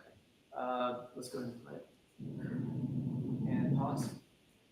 I want to draw your attention to the left side of the top video. Did you see somebody wearing a bright yellow jacket? If you could rewind it, I'd look at that area. Why don't I play it forward? Okay. And see if you see that.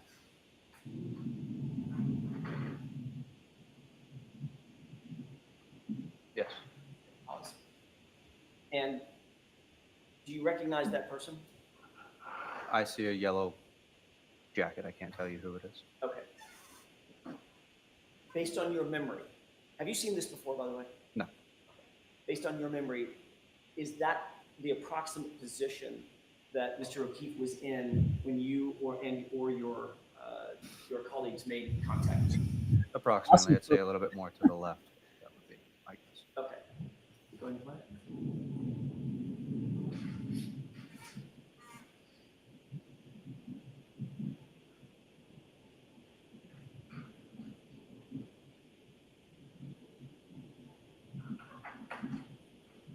Pause it. You see the person enter from screen left into the frame. It looks like a different person, yes. The Lousy guess. right there. Looks like a long-haired female? Yeah. Does that appear to be my client? From this angle, I couldn't tell you. Okay. Go ahead and play it. Pause. You see a person wearing yellow right there on the left side of the screen. If you're telling me that's a person, sure, yes. No, he's not telling you. So ask the question. If you don't see it, you don't see it. If you do, you do. I can't tell what that shape is. Okay. Can you take a look, keep your eyes focused on that and tell me if you see that figure doing anything?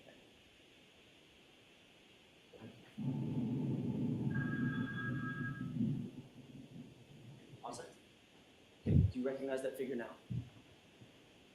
I can't recognize the figure, but it looks like an up and down rhythmic motion. Okay. That would indicate CPR. Would that be you?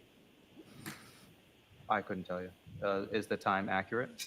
There's 6:13. I'm just asking you what you recognize on the video. I couldn't tell you if that was myself or not. Was there somebody else doing CPR? Multiple people rotate through CPR, so yes. Who was responsible for doing the chest compressions? Whoever's closest to that area, we're all trained for that skill. Okay, I'm asking in this particular case. Yes. I know everybody's trained. Mhm. Didn't you testify earlier that you were the one doing the chest compressions? I said I was one of them, yes. Okay. Does that appear to be you doing the chest compressions? It could be, I'm not sure. Okay, let's go and play. Okay, stop it. Do you see the person basically in the middle of the screen there? Yes, Does that appear to be my client? Can you tell? I can tell. Go ahead and play it.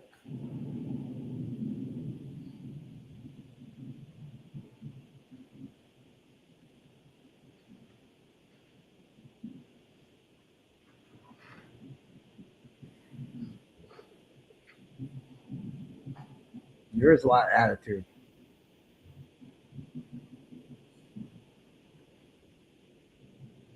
Yeah, they're not so confident. Pause it. You see individuals entering from screen right. Yes. Who does that appear to be in the yellow jacket? That build would have been probably, it could have been Firefighter Kelly or it could have been McLaughlin. Who's the person trailing the gurney? Right. I can't tell. Okay, let's go ahead and play.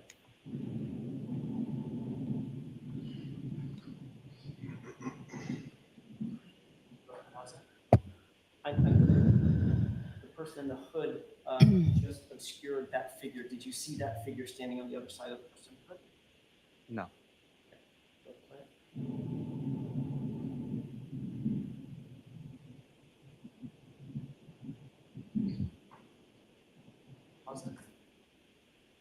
activity that's going on just to the sort of left side of the SUV in the frame? Can you describe for the jurors what that activity is? So that would be lowering the stretcher to get ready to load the patient on. Okay. And now some positive. Now, this person now appears to be facing the camera. Do you now recognize that person? I don't. Go ahead.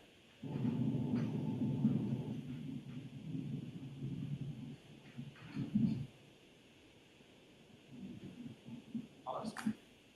Can you focus your attention on that individual in the yellow jacket? Yes.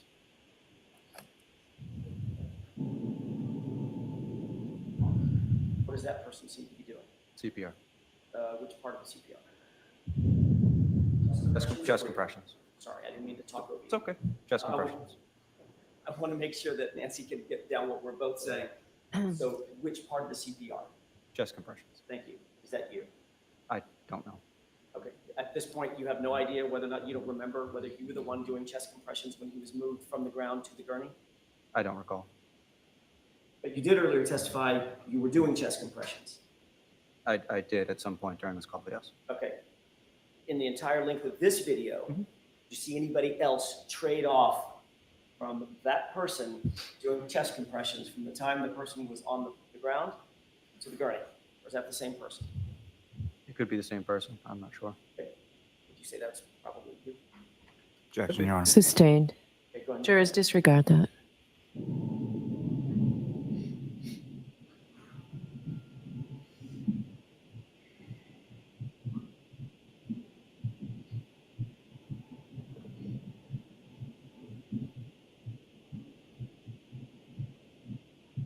Pause it. I want to direct your attention to this person. It appears to be a firefighter in the middle. Do you see that person? Yes. Who is that? Objection, may we The approach? objection sustained. 𝗪𝐶 counsel at sidebar.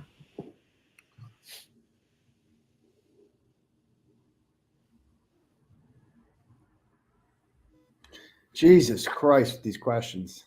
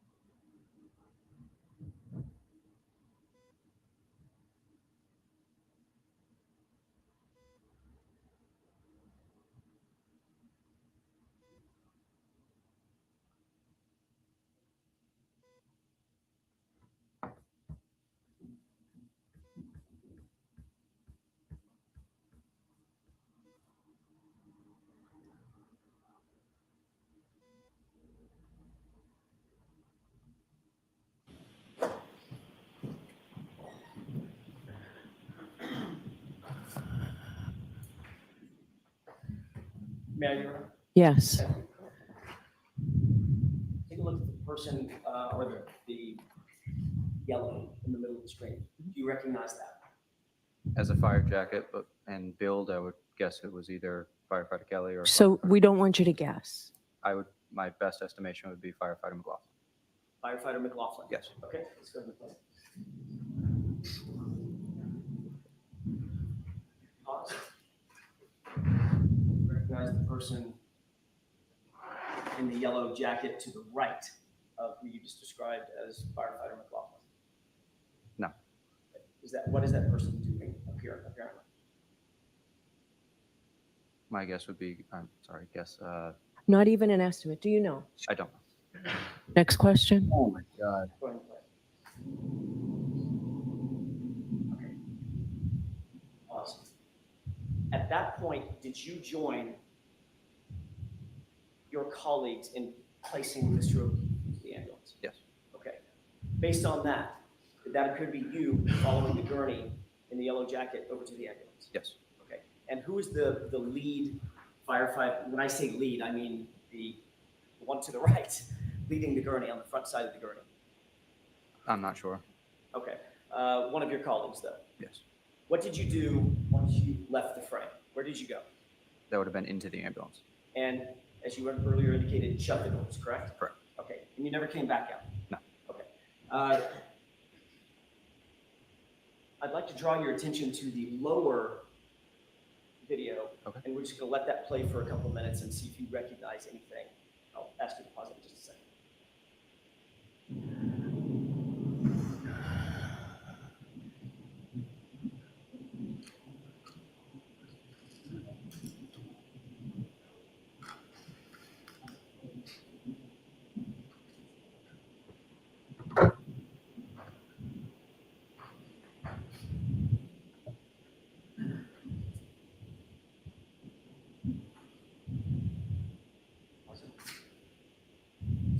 I'm going to ask you to look up to the top video. You see what appears to be a person wearing yellow to the right? Yes. Recognize who that is? No.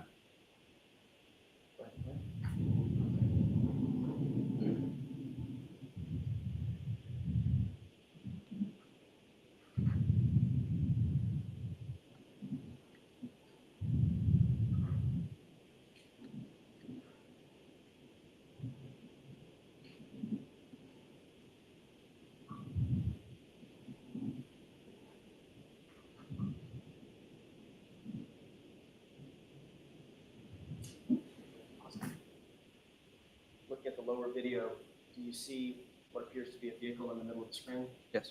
What is that? That is an ambulance. Does that appear to be the ambulance that you arrived in? Yes. And that's the ambulance that you took Mr. O'Keefe to? Yes. Doors are closed? Yes. Are you in the ambulance at this point? I'm not sure. Well, this was, let me just ask it a different way. This was running continuously. Yeah. No pauses. You've already taken Mr. O'Keefe to the ambulance. Would you have gotten in the ambulance? I don't recall. Well, I mean, you're not standing outside the ambulance. So if you know the answer. I don't know. I don't recall. Next question. You have no idea whether you're in the ambulance or not at this point. At this point, no. Okay. Would you have gone anyplace else when you left the frame? Could have been to gather equipment, but for certain, I don't know. Where would Mr. O'Keefe have been? Been in the ambulance. Again, don't know for certain. Could have been or was in the ambulance? At this time, I don't know. Okay. Let's go to play.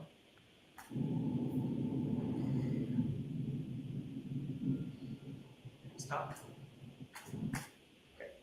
Taking a look at both screens, you see the group of people, including the individual with the yellow jacket at the bottom screen, Yes.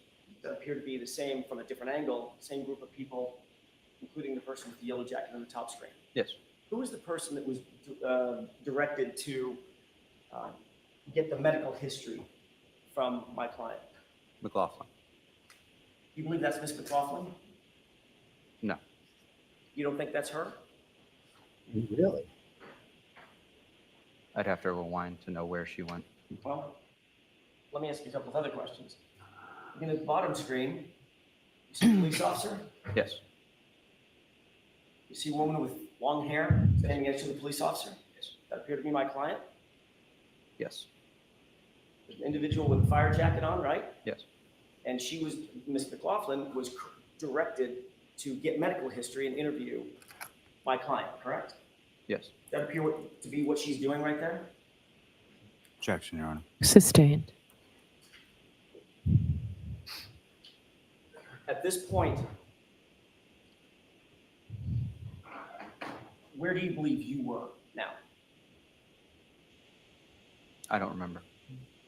Think you might have been in the ambulance? I don't remember.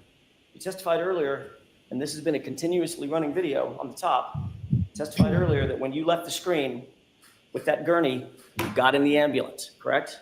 We headed that way, yes. So Firefighter Flematti, it's not a trick question. Where did you go when you left the screen? It would have been to either gather equipment or to put the patient in the ambulance. Okay. When did what equipment did you need to gather? It would have been anything that was left by the patient's side, whether it was a first-in bag, airway bag, any other equipment, basically. You were doing chest compressions. I didn't state that. You didn't say that? I said I did chest compressions Why at are some these point. I didn't sore, say I did please? them continuously throughout the call. So you just put John O'Keefe in the back of the ambulance and went to look for some equipment? Not what I said. So chest compressions were done continually throughout, whether they were done by me or by another provider, I can't tell you specifically. So when you left the screen and John O'Keefe is on the gurney, you're engaged in vital, life-saving, a vital life-saving endeavor, correct? Yes, That had to have been your focus, correct? that was at the time, yes. And you wanted to get him out of the cold, the weather, Yes, because it was inclement, it was freezing out, correct? yes, So you wanted to put him in the ambulance, right? And you wanted to continue CPR because in your words, you testified on direct examination, you believed that there might be some viability left. yes, So CPR and life-saving measures were absolutely vital at that point. yes, You didn't go find equipment, you got in the ambulance, didn't you? yes. So at this point, you're in the ambulance, correct? At this point, I don't know. You indicated you never got back out of the ambulance after you got in, correct? I don't believe so, no.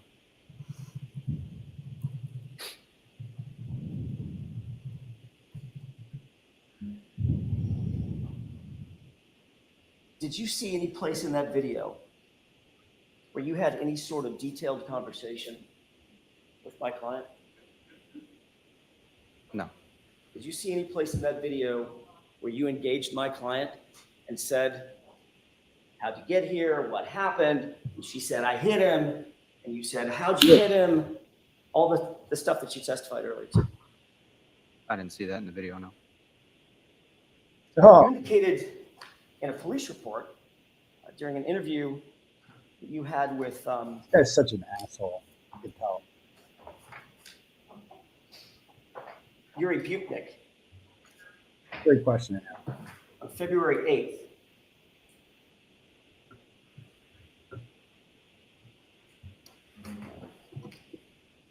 That my client said, I hit him, correct? Correct. You remember having that conversation with Sergeant Pupnik?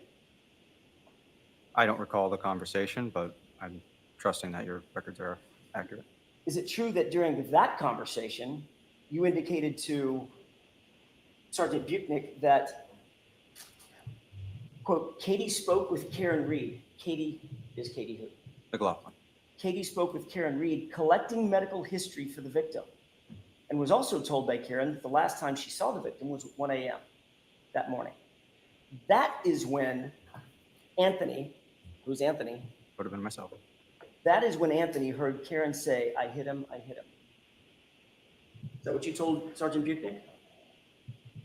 I don't recall. Does it appear that this is the time, They were all Firefighter Flematti, Oh, that Katie McLaughlin is getting a medical history from my client, or attempting to? I can't tell from the video, no. We do know, however, that during this time, you're in an ambulance probably 30 or 40 feet away with the doors closed. I don't know. Well, you certainly don't see yourself in that frame, do you? Doesn't appear to be, no.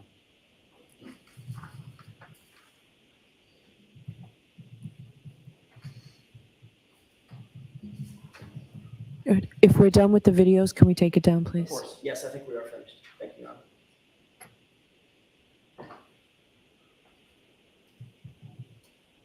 You were the lead firefighter on that team that night, correct? Lead paramedic. Lead paramedic, thank you. You understood, obviously, the gravity of hearing a statement like, I hit him, some sort of an explanation about what may have happened to the victim, correct? Correct. That statement could potentially have direct relationship to, or a direct relational impact on how life-saving measures are done by the medical personnel that you turn the victim over to. Correct. You testified at the grand jury that you wanted, once you got to the hospital, you wanted to be as quote unquote helpful as possible when you handed over the patient, correct? Correct. You said you actually stayed at Good Samaritan for an additional 10 to 20 minutes, which is your habit in cases like this, because you wanted to be quote unquote an asset to the medical intervention team, correct? Correct. That team includes the doctors and nurses that were trying to provide life-saving services to Mr. Owens. Correct. But you never relayed to a single doctor or a single nurse a single word about a woman who said, I hit him, did you? Never. Seems relevant. Look at this guy. Look at this fucking liar. Documentation for us ends at transfer of patient care. He's just. As far as my memory, I do remember relaying that information to the doctors and nurses. You do? Yes. Have you ever testified about that ever previous to this? Never been asked about that. Oh, nobody ever asked you, so you didn't tell anybody? In the court setting, no. In the You testified in front of a grand jury, didn't you? Yeah. Mr. Lally asked you a bunch of questions. During the course of that conversation that was under oath, did you ever disclose that you told the doctors and the nurses that you heard a woman say, I hit him? I recall telling the doctors and nurses that there is a question of that the patient was hit by a vehicle or we don't know, is what I directly said to the doctors and nurses. You directly told the doctors and nurses that there was a question about whether or not he was hit by a vehicle, right? Yes. Have you ever said that in any context, either to the police or in a grand jury before today? I don't recall. You were asked a bunch of questions yesterday, the day before yesterday, and this morning by Mr. Lally. Yes. Did you say it on your direct examination? I wasn't asked that question. So since Mr. Lally didn't ask you, you just left it out that you told the doctors, the medical professionals, that in fact you described that this patient was likely hit by a car. Objection, Your Honor. Sustained. You really told the doctors that? You wrote a report as well, correct? Yes. We talked a little bit about that report. There's an area in the report for a narrative. Yes. About your observations, your experiences with this patient, correct? Correct. Your job as a lead paramedic is to be as detailed as possible, correct? Correct. You want to provide and impart the most detail you possibly can about an incident to assist in medical intervention, correct? Correct. Take a look at page 3 of 5 of your report. Yes. You see that narrative area? I do. Can you point to that portion of your report where you indicate that my client said the words, I hit him? It doesn't say that. Can you point to your report, the portion of your report where you indicate that you told the doctors and nurses that she said, I hit him?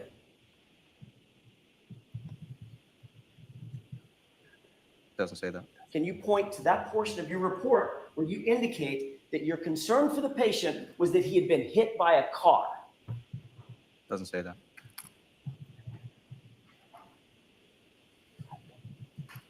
I saved that for the grand jury.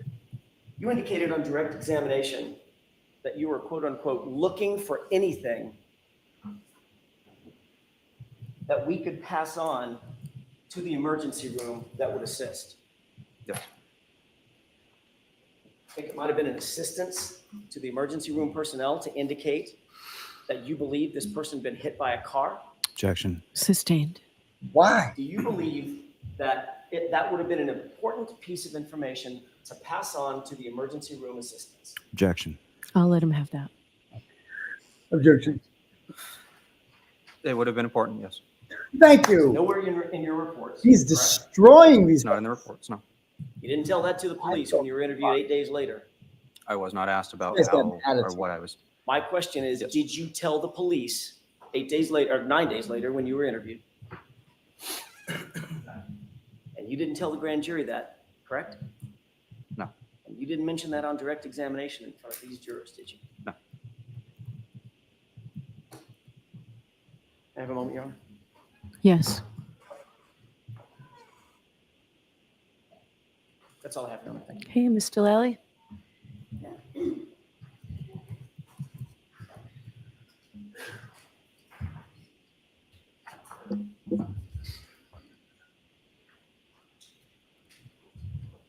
Firefighter Flematti, you had been asked some questions about the observation you made of Mr. O'Keefe's abdomen being distended. And absent any external observation of injuries, that could be from an internal injury cause. Is that correct? Correct. Now, the conversation that you were talking about in which the defendant indicated to you repeatedly that she hit him, or I hit him, that occurred on your sort of way to the body, correct? Correct. Now,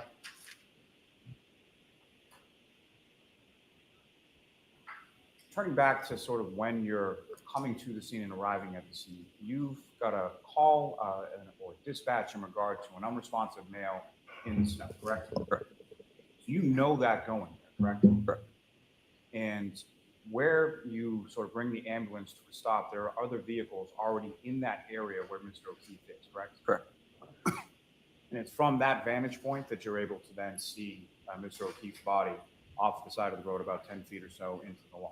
Correct. Now, when it comes to chest compressions, your department, any department, as far as sort of the medical field that you're in, is there any sort of policy or protocol for how long one person should be doing those at a time?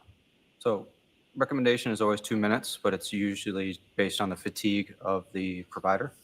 But really the most important thing is just quality of CPR and making sure that they have the best CPR throughout, regardless of fatigue. So it's not recommended that one person do continuous chest compressions for 15 or 20 minutes, correct? It's actually recommended not.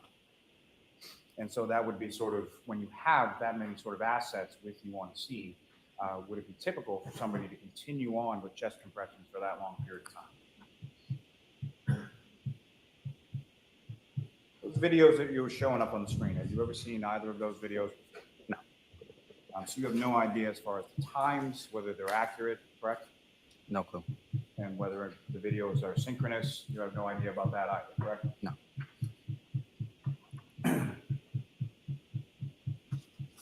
The conversation in which you heard the defendant say, "I hit him," and the conversation that Firefighter McLaughlin had in which the defendant told her, "I hit him," those are two separate conversations, correct? Correct. Happened at two different times, two different locations, and you weren't even present for Ms. McLaughlin's statement, correct? Correct.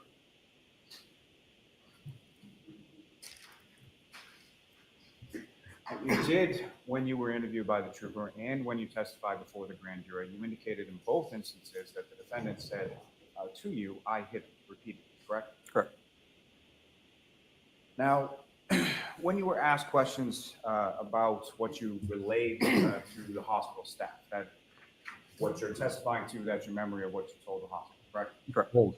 And you indicated in that you had said something to the effect of, there's a question about whether or not Mr. O'Keefe had been hit by a car, correct? Correct. And so from your conversations with the defendants and the sort of expounding questions that you would ask for clarification, why was it that you related motor vehicle sort of specifically as a question to the hospital staff? So it was due to the proximity of the patient to the roadway and the vagueness of the statement. So proximity to the roadway and the fact that she stated, "I hit him," the red flag of him being underdressed and not.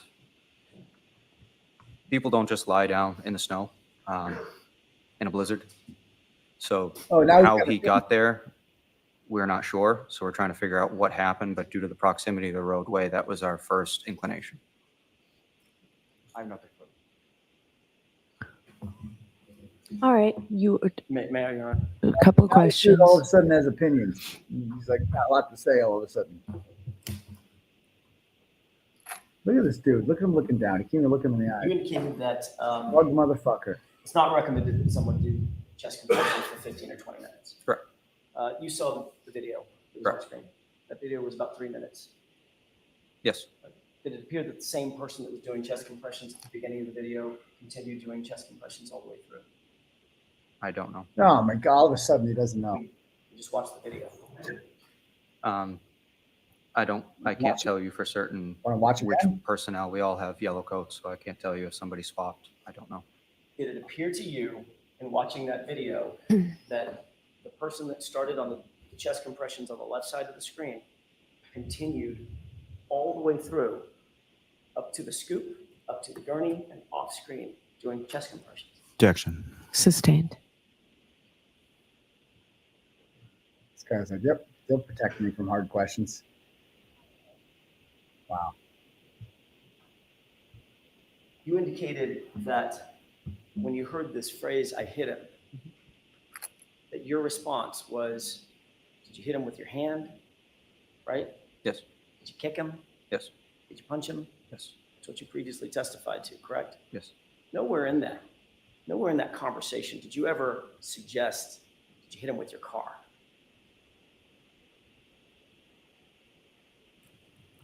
I don't recall if I asked her specifically about that. Never recalls. So now you don't recall about that either. Never recalls. Objection, Your Honor. These guys are so bad. And for the first time Liar. in any forum, you're telling this jury that you then thought, based on that conversation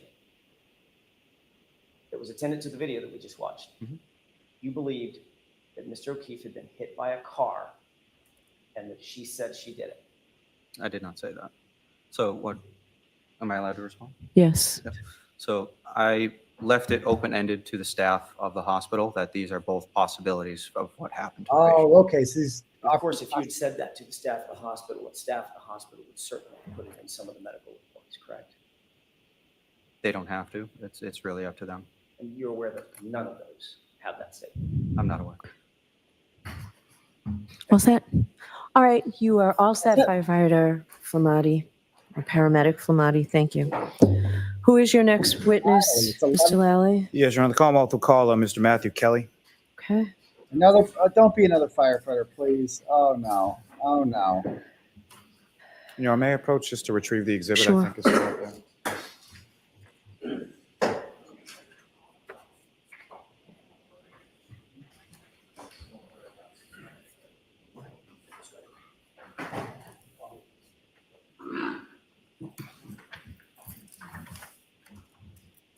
Step up there, just watch, step forward.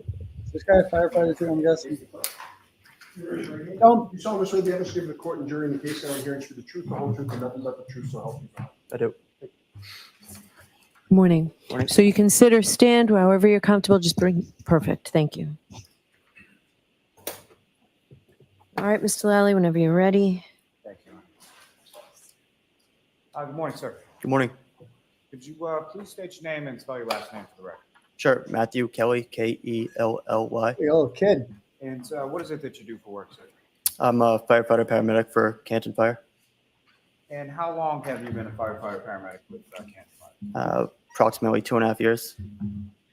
And prior to working for the Canton Fire Department, what, if any, other employment did you have? Oh, boy. Here comes the resume again. I worked for a private ambulance, Brewster Ambulance Service for approximately 5 months. And sort of geographically, where was that located? Boston area. Geographically. Now, prior to you working as an EMT or a paramedic, you worked as an EMT before working as a paramedic? Correct. Okay. And so prior to working as either an EMT or a paramedic, did you have any sort of training or did you receive any sort of certification in regards to being an EMT paramedic? Yeah, so I had to do a 6-month EMT course, and then I had to do a practical and written exam for the course and then for the state to get my EMT. And then for a paramedic school, it was about a 10 to 12 month didactic portion. And then I did I believe it was 200 hours clinical in the hospitals. And then I did 300 hours ride time. And then I had to do a practical and written exam for the course and also for the state. And now with Canton Fire, I'm getting precepted as a paramedic. And when you use that term as far as precepted, what exactly does that term mean within your? It just means that you get trained by an experienced paramedic for an extended period of time until they say that you can do the job on your own. And with regard to being a EMT and a paramedic, you receive a certification in regard to working within that field? Can you say that again? With regard to being an EMT and a paramedic, to receive some sort of certification, either from the state or some other body in regard to working in that field? Yes. And you have certification in regard to both? Yes. And is that certification up to date? Yes, it is. Sir, if I could turn your attention to January 28th, the evening of that into January 29th, 2022. Were you working with the Kearney Fire Department that day? Yes, I was. Do you recall what kind of shift you were working on that day? 24-hour shift on the ambulance. And which station house were you assigned to on that day? Station 1. And that's located where within the town of Kearney? 99 Revere Street. And you were assigned to the ambulance, is that correct? Correct. And who, if anyone else from your department, was assigned to the ambulance along with you? Paramedic Anthony Flematti. And on that morning of January 29th, do you recall about what time that you woke up on that day? I believe it was about 4:45 a.m. When you woke up, what, if anything, is it that you did with regard to your duties and responsibilities around fire station house 1? So we woke up a little bit early to shovel off the apron, shovel off the parking lot, and just prepare for the new shift coming in. And just briefly, sir, like, so when you go outside to shovel, what, if anything, do you recall about sort of the weather conditions and what they were at that point? There was snow on the ground. It was snowing, high winds, low visibility, still dark out. And do you recall being dispatched to a call shortly after 6 a.m.? Yes, I do. And what was that call, or what was that dispatch in regard to, and where specifically were you dispatched? It was unresponsive male in the snow on Fairview Road. And that area of Fairview Road, through your work with the Kearney Fire Department, are you familiar with that specific area? Yes. And you respond in the ambulance, is that correct? Correct. Who, if anyone, goes along in the ambulance with you? Flematti was in the passenger seat, and then paramedic Tim Nuttall was in the back. And who was driving? I was driving. And in addition to the ambulance, ambulance 1 that you were in, what, if any, other sort of vehicles or apparatus responded from your station to Fairview Road? We also had an engine and a our shift commander SUV. If you recall, who was the shift commander in the SUV? Shift commander was Captain Wendell Robbery at the time. And Captain Robbery is now the chief of the Kearney Fire, is that correct? Correct. And as far as the engine was concerned, who, if anyone, was assigned to the engine and responded to the call as well? It was Lieutenant Greg Woodbury, Firefighter Paramedic Katie McLaughlin, and Firefighter Paramedic Frank Walsh. And as you're driving from the station house to Fairview, what, if anything, do you recall about weather conditions, visibility, anything like that along the way?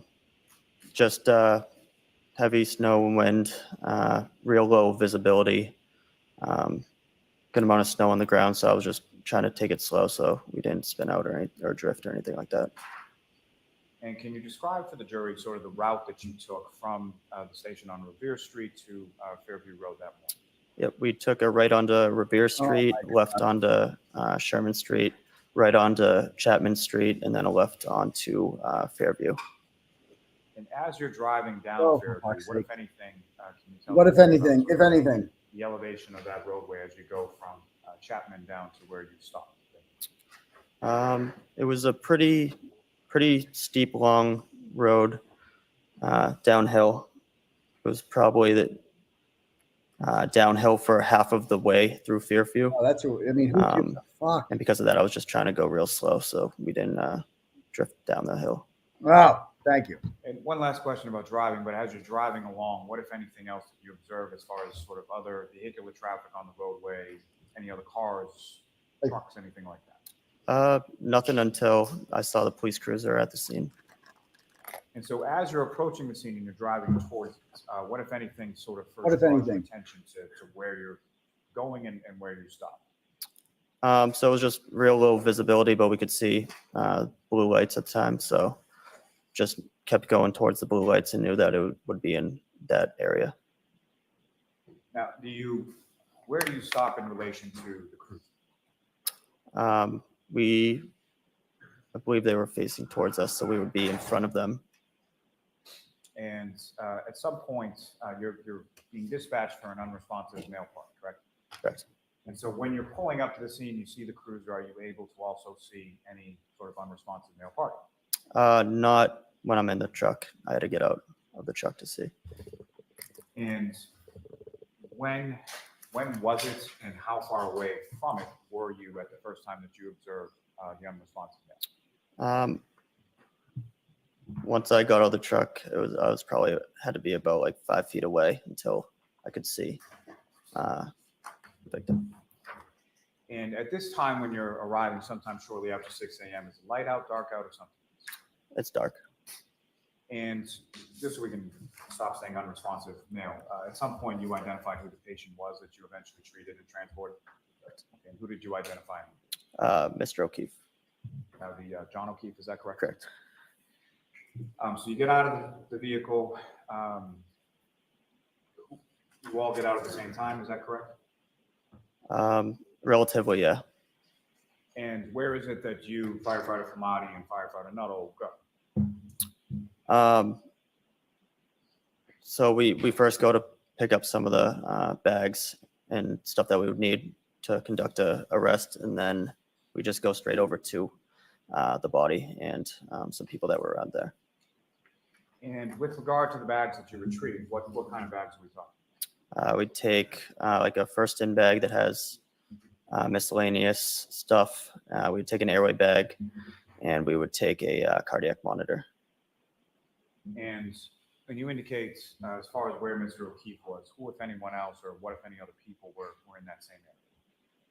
Can you say that one more time?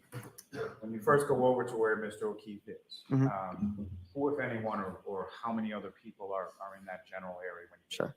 I remember seeing a police officer and 2 women. And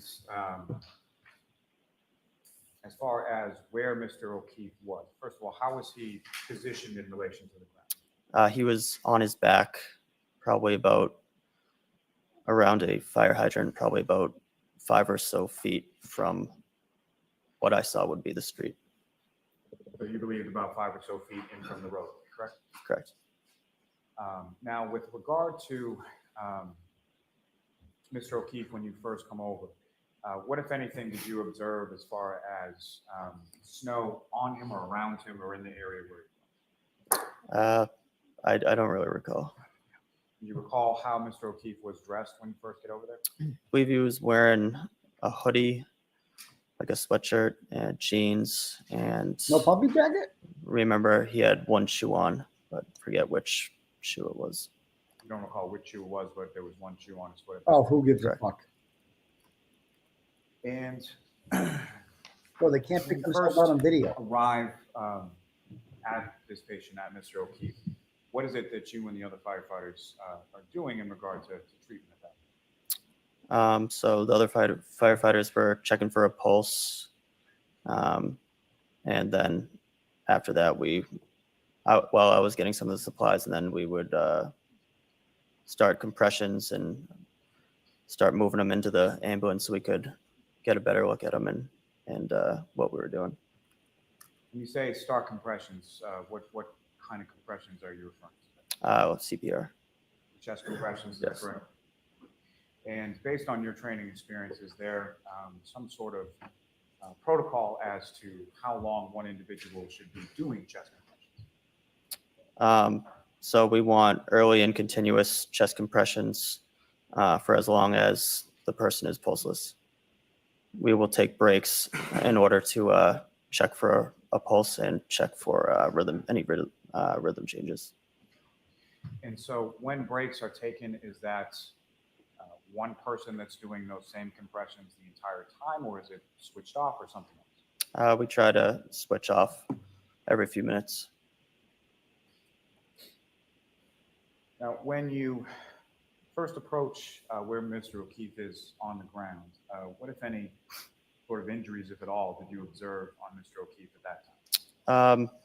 On the ground, I didn't observe any injuries or recall seeing any injuries at the time. It wasn't until got him in the ambulance that I saw some injuries. And so from that sort of initial assessment and initial sort of treatment of the patients, what exactly does that sort of assessment and treatment consist of when Mr. O'Keefe is on the ground? Basically just checking for breathing and if he has a pulse. It was pretty dark and very low visibility. So we wanted to get him out of the conditions and into the ambulance to kind of further assess him. And from your sort of initial assessment, did he have a pulse and was he breathing? No. And so want to get him out of the conditions, and how was that accomplished? I believe we used a scoop board or a scoop stretcher. It's just a backboard that breaks into two pieces that you can slide underneath the victim or the patient. And then we had picked him up and put him onto our actual EMS stretcher, and then just put the stretcher into the ambulance. And where was the stretcher sort of placed in regard to where, or in relation to where Mr. O'Keefe was 5 feet off the road? I don't recall. Now, once you get to the ambulance, what, if any, difference did you notice between sort of the lighting in the ambulance versus the lighting outside on the lawn? So there was very low visibility outside. There was great visibility inside with lighting all around the back of the ambulance. And so once you're in the back of the ambulance, what, if anything, did you observe or note at that point in regard to any injuries you observed in Mr. O'Keefe? He had like a swollen black and blue right eye, and he had some blood around his mouth. Now, as far as Mr. O'Keefe was concerned, during treatment, you're touching or making contact with Mr. O'Keefe's body, correct? Correct. And during the course of that, what, if any, observations or what, if anything, did you note in regard to sort of tactile observations of Mr. O'Keefe? He was very cold to touch, very stiff, almost frozen-like. Yeah. Now, at some point during the course of your treatment in the back of the ambulance, are his clothes removed? Yes. And why is that? It's just so we can try to examine his full body for any other injuries. And there's some concern for cardiac arrest, correct? Correct. Can you explain, are you familiar with that term? Yes. Can you explain to the jury what your understanding based on your training experience is as what is cardiac arrest? Sure. It would be when a person has a lethal cardiac rhythm where they no longer have a pulse. Now, once the clothes, as far as being removed, how are they physically, sort of, how are they removed? I believe they were probably cut off with trauma shears. And once the clothes are removed with trauma shears, what, if any, additional observations did you make of injuries to Mr. O'Keefe's body? There was some lacerations on his right upper extremity.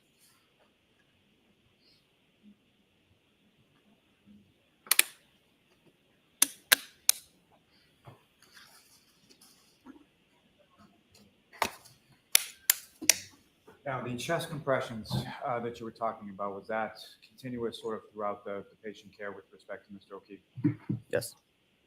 And in addition to that, what, if anything, was done with respect to body temperature for Mr. O'Keefe once in the back of the ambulance?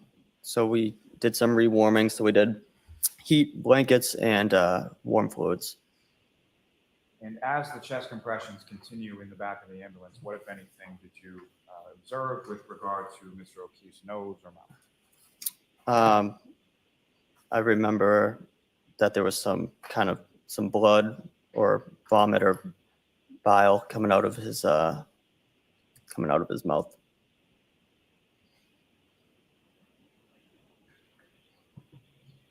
Now, turning your attention to back outside of the ambulance, taking you back there for a moment. You indicated in your testimony that when you arrived there, you observed two females in the area where Mr. O'Keefe was. Is that correct? Here we go. Can you describe anything as far as what they look like or anything about those two females that you saw? I just remember they were white, looked to be between 35 and 45 years old, I would say, and average build and height. What, if any, sort of distinguishing characteristics did you observe between one or the other? I remember one had some red stuff around her mouth. I was thinking it could be blood. And that individual that you observed with red stuff that you thought could be blood around her mouth, What, if any, observations did you make of her as far as her demeanor or anything like that? She was just acting kind of erratic and kind of running around screaming different things. And as far as the different things that she was screaming, what, if anything, do you recall specifically? What, if anything? Hearing her screaming when she was running around? It was just something like, he's dead, he's fucking dead. Oh. Did you say I hit him? Is that something that she said once or more than once or something? At least twice. That's what lines up with the As police. far as that sort of phraseology, was that consistent throughout? I would say so, yes.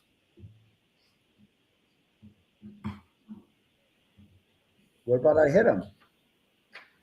Yeah, Flematti said, she said it a bunch You of enter the ambulance, does the patient care continue, obviously, with Mr. O'Keefe?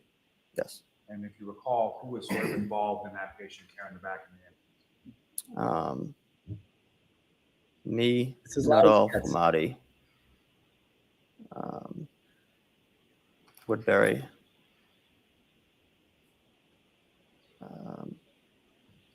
Walsh, and McLaughlin came in a little bit later. I'm not sure if she did any. What's the name of this firefighter again? Kelly? Yeah, The majority of the people from your department that responded to the scene at one point or another were involved in patient care with regard to Mr. O'Keefe. Correct. Now, you drove the ambulance to Fairview, is that correct? Correct. And so for the transport from Fairview, what hospital did you go to? Good Samaritan. So the transport from Fairview to Good Samaritan, who drove the ambulance then? McLaughlin. And so firefighter McLaughlin's driving, where are you located within the ambulance? I was in the back with Nuttall and Flematti. Do you recall sort of specifically what, if anything, you were doing with regard to patient care during the transport phase? So I was just helping them. Transport phase, I was doing compressions before, but we had switched them over to a automatic compression device. So I was just involved in helping ventilate and suction. And was there who, if anyone else in the back of the ambulance was also sort of working on the airway portion? Do you recall? We've Nuttall, and I forget who else. Now, during the course of transport from scene when you arrived to Good Samaritan, what, if any, change did you note in reference to Mr. O'Keefe as far as heart activity, respiratory, anything of like? No changes.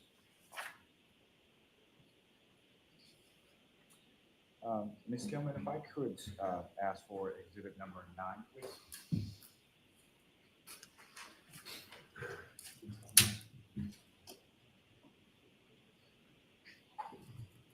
Firefighter Kelly, I'm just directing your attention to the screen and what's been marked as exhibit number 9. Do you recognize that?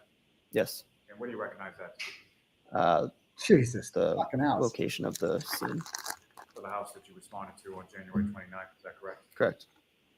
And Ms. Gilman, if I could also have exhibit number 18.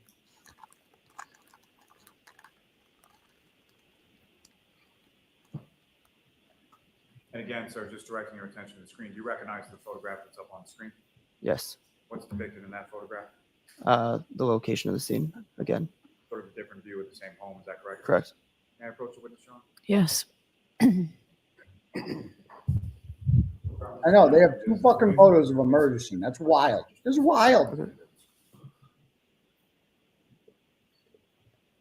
Like, and what is the... Firefighter Kelly, with using that laser pointer that you have now before you, if you could, please direct the jury's attention on the screen to whereabouts you located Mr. O'Keefe in that supine position when you first arrived. It was about this area right here. What? Thanks. I couldn't even see where you're pointing. I have nothing further to this witness. All right, cross-examination. Yes, may we approach for a minute? Okay. I don't know about you guys. Jurors, remember, you can stand up and stretch Firefighter your Kelly, hands. I didn't hear him say anything about I hit him. Did you guys, did I miss that part?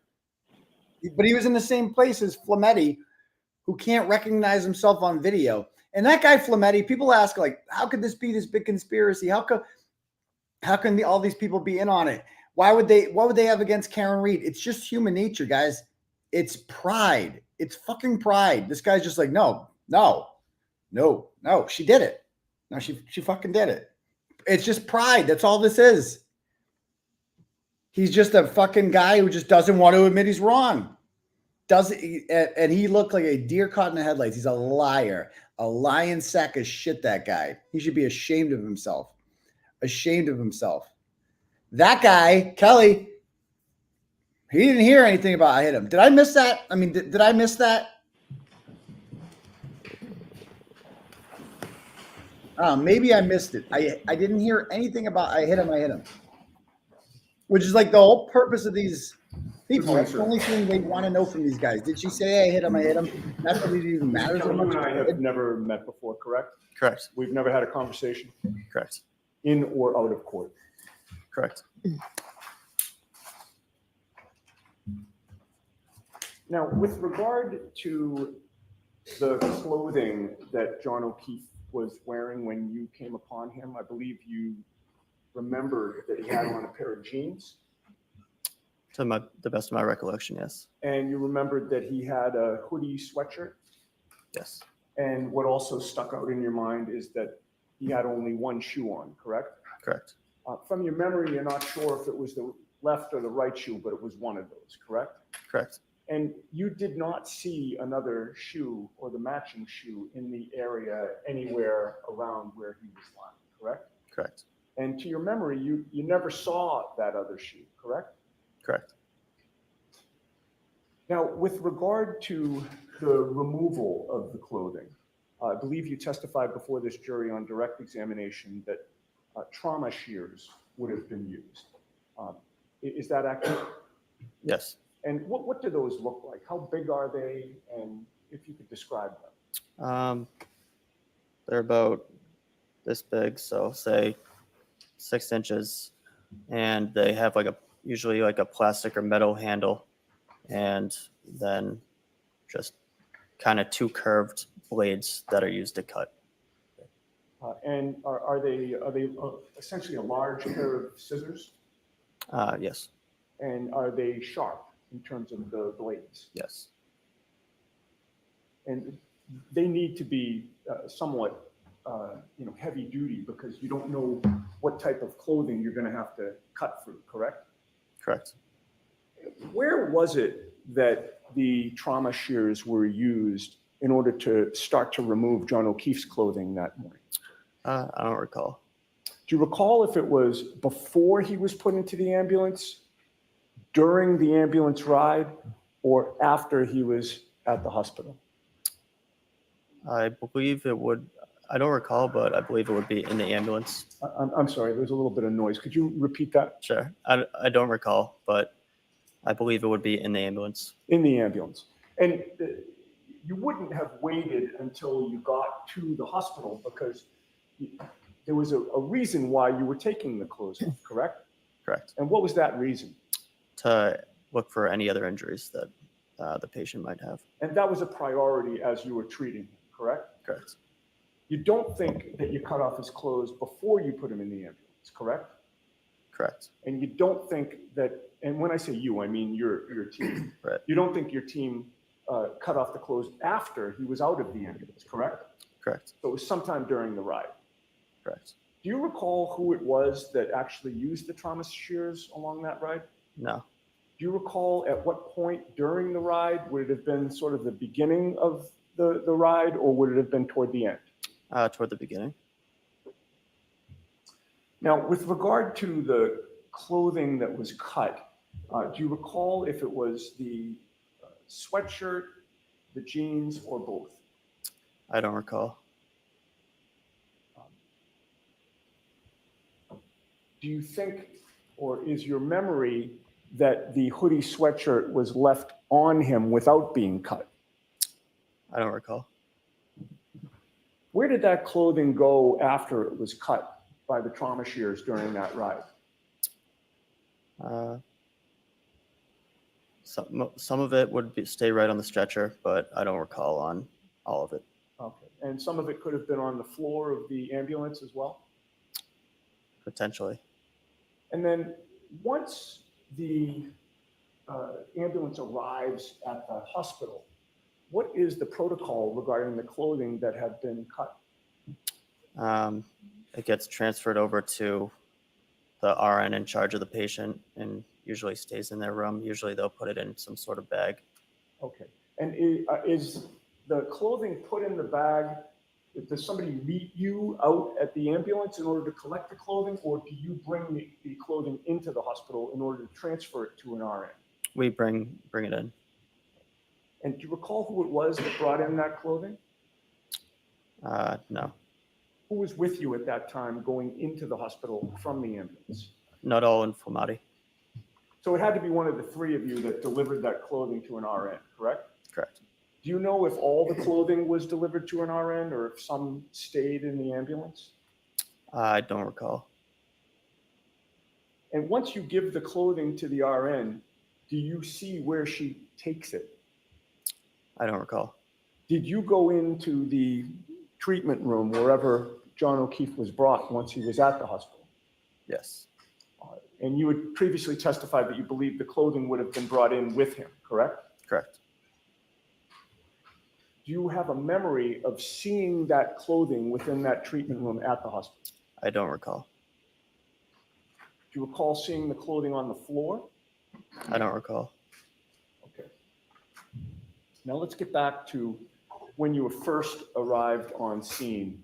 And actually, but before I get to that, I did want to ask you a couple of questions about where you were at in terms of your career on January 28th, 29th. You were a fairly new firefighter?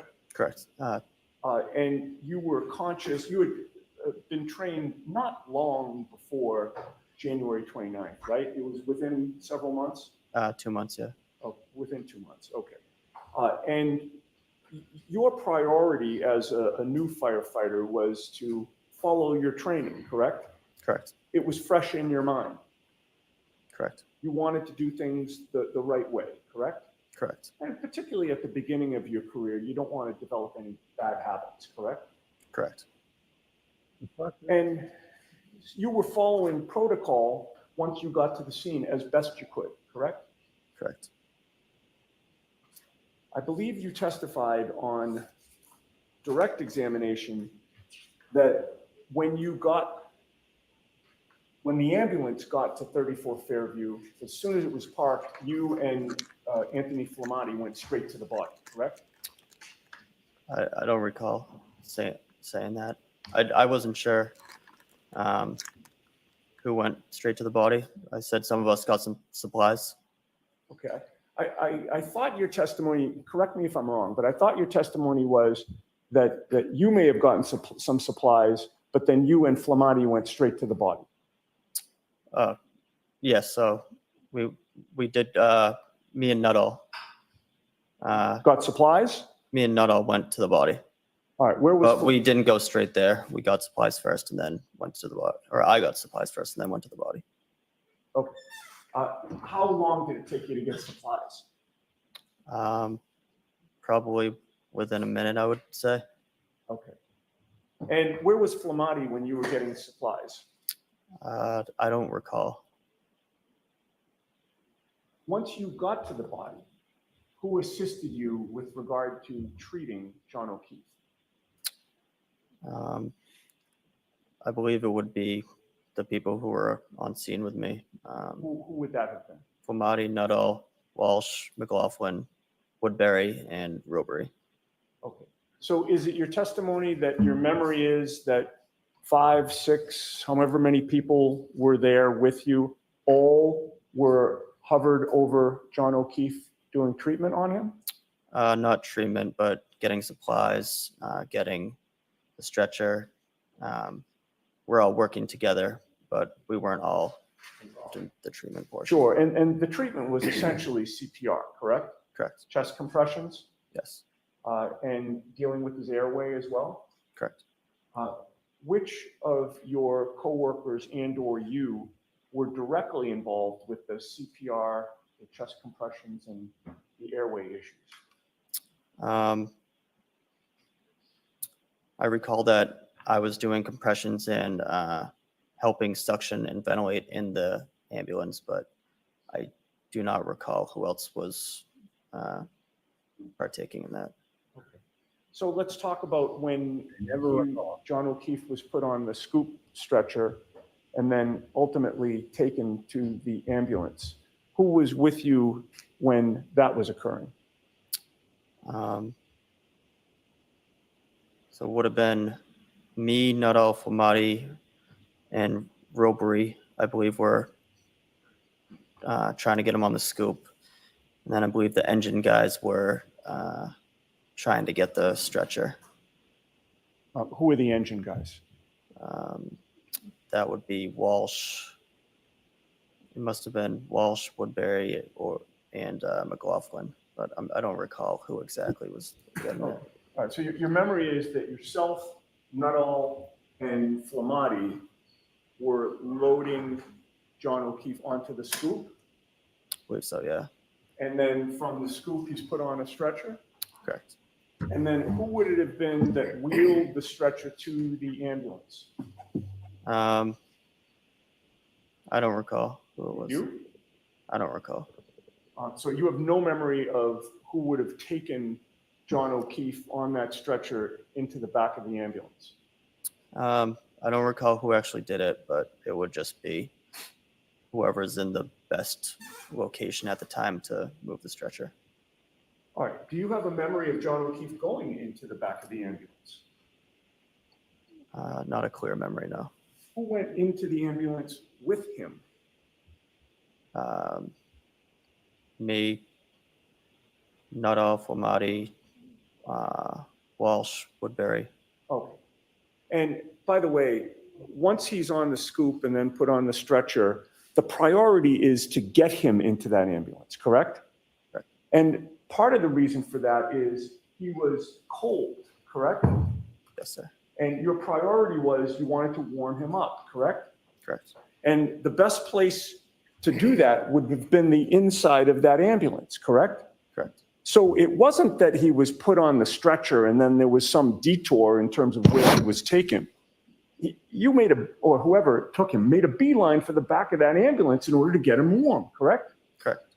And once he's in the ambulance, the priority at that point would be to close the doors of the ambulance, correct? Correct. Because if you leave the doors open, there's a blizzard outside, correct? Objection.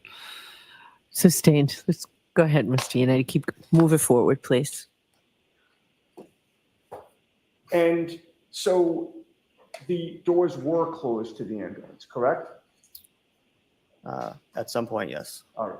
And inside the doors of that ambulance, as you testified, was at least, not naming everybody, but at least you and 𝗕𝗏𝗺𝗺𝗺 and Flematti, correct? Correct.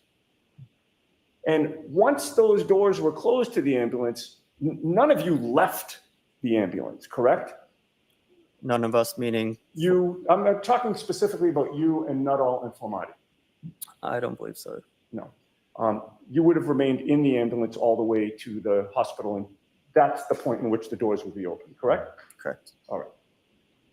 Now, I'd like to ask you some questions about the scene that you came upon in terms of the people who were there when you arrived, sir. You had previously testified that you saw, I believe you testified that you saw two women and a law enforcement officer already on scene, correct? Correct. One of those women appeared to have blood around her mouth, correct? Correct. It was something red, but you assumed that it was blood, correct? Correct. And that led you to also believe that she had rendered or tried to render CPR, correct? Objection. Is that what you thought?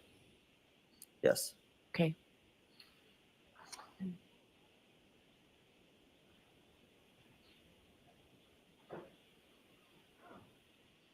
And while you were on scene, it was the woman who had the blood around her mouth who appeared to be most upset, correct? Correct. She was really upset, correct? Yes. Would you go so far as to say she was distraught, Yes. hysterical, Yes. frantic? Yes. And you heard her say, he's dead, he's fucking dead, something like that, correct? Correct. And she didn't say it in the tone of voice that I just said it, correct? Correct. She was screaming when she said that, correct? Correct. It was very easy for you to discern that her words were, he's dead, he's fucking dead, correct? Correct. And she repeated it more than once, correct? Correct. And it's fair to say that at no point in time did you ever hear her say, I hit him, I hit him, I hit him, correct? Correct. And you would agree with me, sir, that you have been extremely consistent in terms of your memory of what she said, correct? Correct. You've been asked these questions not for the first time by Mr. 𝗟𝗟 or me in court today. There have been other occasions where people have asked you, what did the woman with the blood on her mouth say when she was on scene, correct? Correct. You were asked that by Trooper Proctor on February 9th of 2022, correct? I don't recall. It's probably unfair of me to say the date, but you do recall speaking to a state trooper not long after these incidents, correct? Correct. And to that state trooper, you told him that what she said was, he's dead, he's fucking dead, correct? I don't recall. You don't recall saying anything differently than that, do you? I remember saying a lot differently, but I might have also said that. I just don't recall. Well, you don't, let me rephrase that. You don't recall changing her words at all. You recall, you've always said he's dead, he's fucking dead, correct? Correct. That was not only to the state police on February 9th, but then in April of 2022, you were in a grand jury setting, correct? Correct. There was no defense attorney there on that day, correct? I don't believe so. You don't remember seeing me there? No, I didn't see Okay. Mr. 𝗟𝗟 was asking the questions, correct? Correct. And there, you also said that what the woman with the blood on her mouth said was, he's dead, he's fucking dead, correct? Correct. And you've testified to that today. Yes, sir. You've never changed that story, correct? Correct. And that is because the truth does not change, correct? Correct. All right. At this point, I'd like to play a 15-second portion of a video, which I would offer as the next exhibit, Your Honor. Okay, so we'll watch it and then you can Thank you offer very it. much. With no narration, right? Never. Never. And before you start, I'm not as interested in the video, sir. I'm interested in the audio. So if you could listen as best you can. Sure.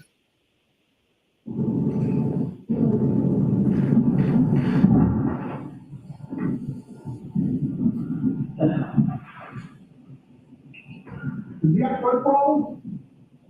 Did you run? Did you run? Huh?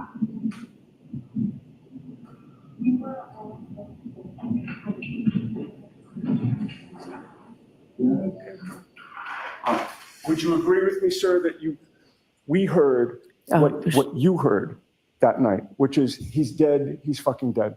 It was kind of hard for me to hear. Okay. I heard about, does he do drugs? I couldn't really hear the background. I may have a moment. Okay.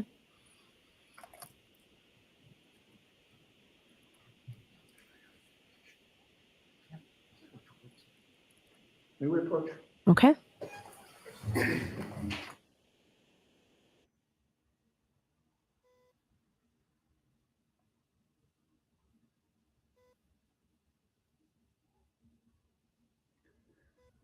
Yeah, selective hearing. I mean, I got to play it again one more time.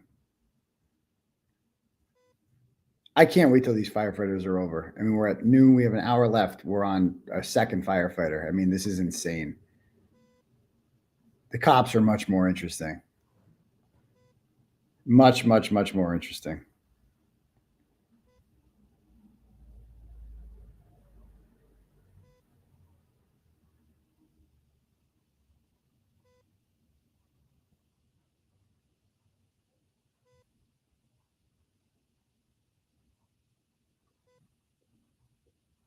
All right.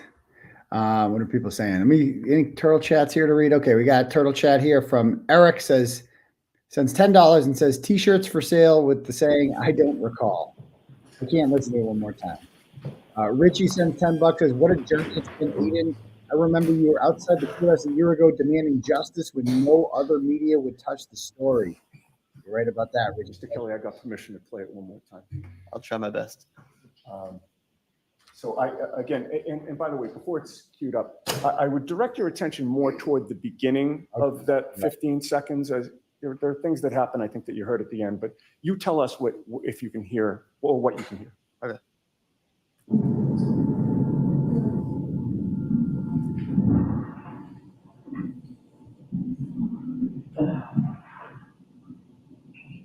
Do you have one problem?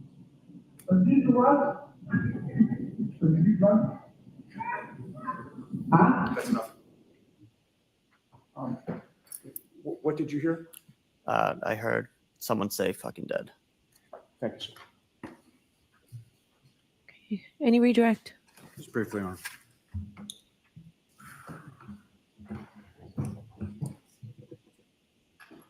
Mr. Kelly, from that video that was just up on the screen, you indicated that when you got to the scene, you saw the cruiser in park sort of behind the cruiser, correct? Around the cruiser, yeah. So from that video, you didn't see the ambulance that you were driving anywhere in, correct? Correct. You have no idea whether or not you were even on scene at that time that any of those statements that were made in that video were made, correct? Correct. Correct.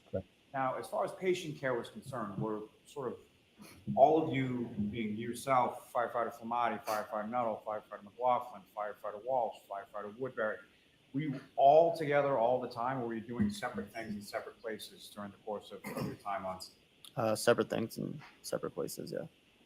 So fair to say that gonna read the everything that protocol. you heard may not be everything that someone else that was there from your department that day heard, correct? Correct. And conversely, something that someone else heard may not be necessarily something that you were in a position to hear that day, correct? Correct. You also asked some questions about sort of using the shears and cutting off Mr. O'Keefe's clothing during the ride.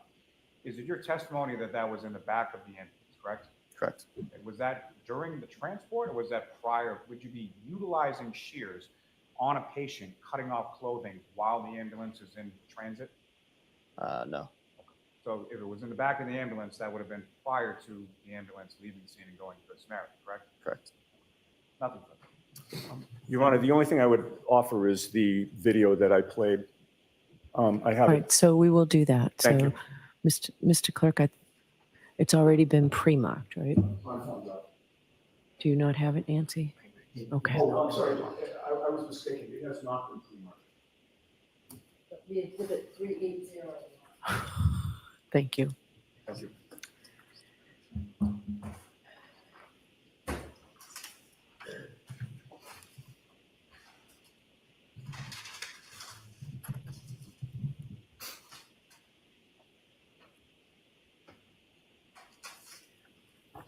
All right, so we're all set? Yes, thank you, Your Honor. Okay, thank you. You're all set. sir. Thank you. All right. New witness. I'm done with this guy. Okay. Please be someone interesting. No more firefighters. No. No. Don't do it to me, Adam Lally. Your next witness. Yes, Your Honor. The call will call Mr. Francis Walsh to the stand. Okay. This is a firefighter, isn't it?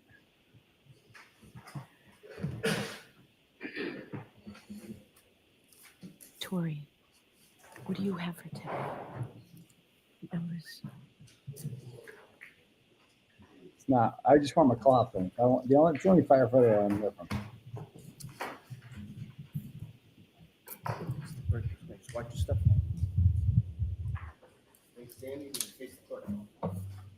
You solemnly swear the evidence to give the court and jury in the case down here and should the truth, the whole truth, and nothing but the truth, so help you God. I do.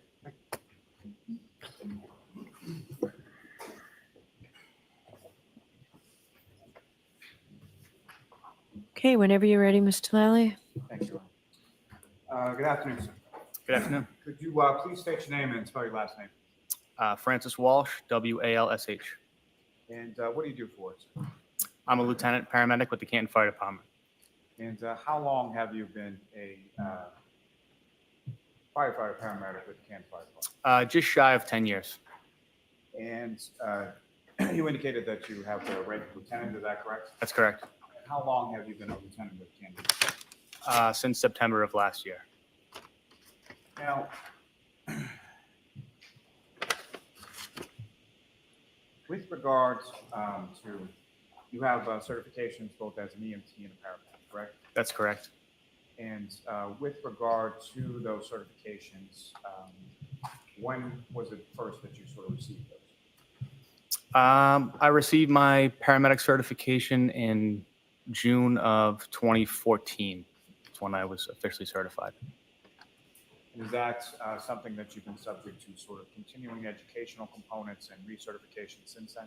Yes. Yeah. Every 2 years we have to recertify and take continuing education classes. And is your certification up to speed at this point? Yeah, it's current. I just recertified last month, actually. Now, if I could turn your attention to the evening of January 28th into January 29th, 2022. Do you recall that day? I do. And were you working that day with the fire department? I was. And what kind of shift were you working on that occasion? 24-hour shift, which is standard. And is that 8 a.m. to 8 a.m.? That's correct. That, correct me if I'm wrong, but that would be 8 a.m. on the 28th until 8 a.m. on the 29th? That's correct.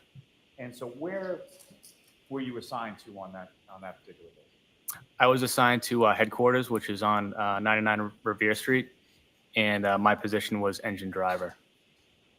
So fair to say people within your department get different sort of assignments on different apparatus based on the different shifts that they're working. That's correct. And your assignment that day was the driver of the engine? Correct, yes, engine 3. Now, beyond sort of your assignment as the engine driver in that particular shift, what, if any, sort of specialized assignment do you have, or did you have at that time in regard to snow removal? Yeah, so on that particular shift, I was also the snowplow driver. We have an in-house truck and a snowplow for the fire department, and that was my responsibility on that shift. How many people within your department have that sort of responsibility when it comes to? It kind of depends group to group. So some working groups will just kind of rotate and have a different person do it each time. At that time, the group that I was on, I kind of had the most experience plowing, so I was always the go-to person to be in the plow truck when it snowed. And so with respect to that duty, about what time did you sort of get up on that morning of the 29th? I believe it was around 4 a.m. And why was it that you got up at that time? It was snowing pretty heavily. I mean, we knew the forecast called for a lot of snow. So I got up early and hopped in the plow truck. And so, and just briefly, in addition to the snow, what, if anything else, did you observe as far as the weather conditions when you were out in the plow truck? It was very windy. Yeah, just windy and really heavy snow. Now, at some point, shortly after 6 a.m., does your department get dispatched to a call? Yes. And where was the dispatch to, and what was it in regard to? So I didn't hear the actual dispatch because I was in the plow truck. I was in the rear of headquarters in the plow truck.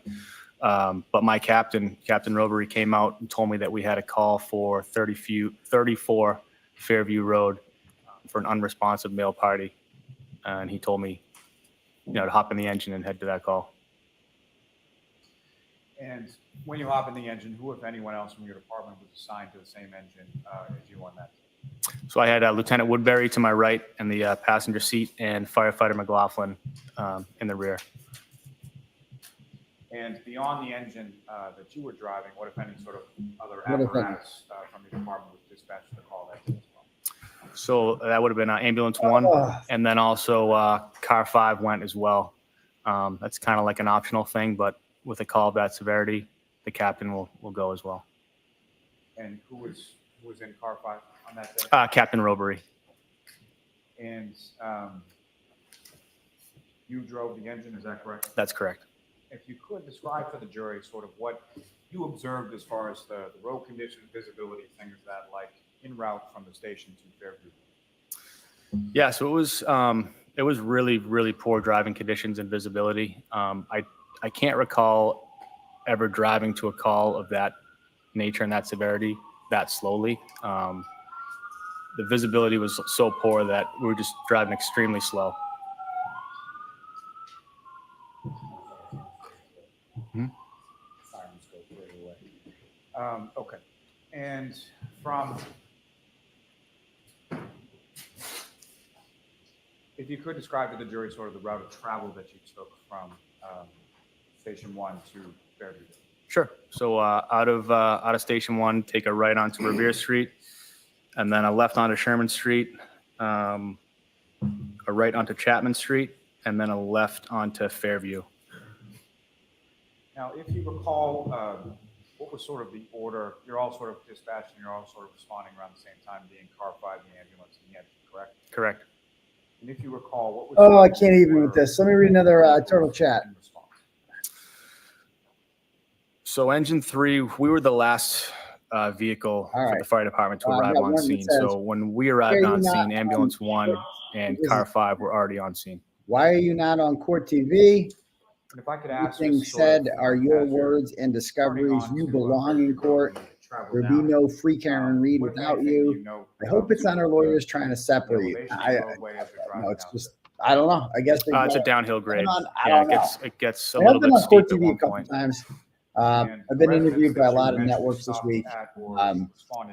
Certainly, I definitely would like to get in that courtroom more than anything, more than on court TV. So I've already been on there, but I don't know. I highly doubt that. I highly doubt that. I'm sure. Pretty far down. I believe it's one of the last houses on Fairview. $5 from Miss Francis says, thanks for your coverage, Turtleboy. I'm watching from the UK. Shout out to the Brits. And as you're approaching the scene, what is it sort of that you see before you as, you know, how do you know where to stop and where you're going? Yeah, so, I mean, like I said, visibility was really poor, but there was ambulance 1, car 5, $20, at least a couple of police cruisers on scene before us, so it's kind of hard to miss that. So that's how we knew where to stop.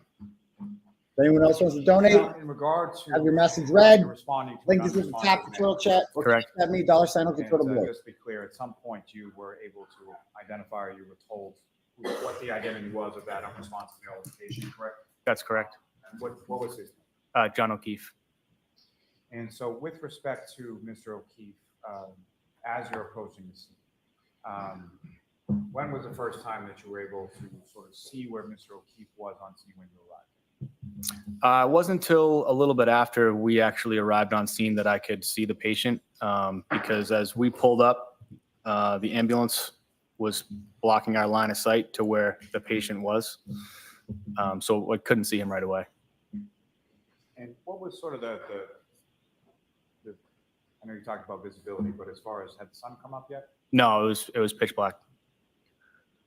And so when you arrive on scene, what is it that you and sort of the other people on your engine are doing in relation to patient treatment? So at that point, I got out of the engine and I started walking towards where the ambulance crew was.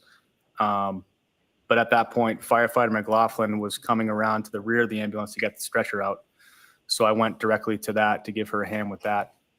And we proceeded to bring that around the front of the ambulance where Firefighter 𝗏𝗏, Flematti, and Kelly, and I believe Captain Robbery were working on the patient. Now, in reference to where patient Mr. O'Keefe was, where was he? Could you see sort of how in reference to the ground? I could see the other firefighters and captain that I just mentioned had just put him on the backboard at the first time that I saw him. I'd say that was like roughly 10 feet in from the road. And to that point, how were you able to say that it was approximately 10 feet in from the road? Just an estimate. Let me ask you, as far as the stretcher was concerned that you and Firefighter McLaughlin retrieved, where did you place that in relation to where Mr. O'Keefe was when you first arrived over? So we placed that. We decided to leave it on the street and get it as close to the grass or snow as possible. It was unspoken, but we knew that we didn't want to put the stretcher onto the snow because it would be too unstable. So we put it right up against the curb. So right at the edge of the street where the street meets the yard. And so you put the stretcher basically right up against the curb, and Mr. O'Keefe was crossing 10 feet from that. That's correct. And with respect to positioning the stretcher, was that parallel with the curb or perpendicular to it, or how was it positioned? Parallel. And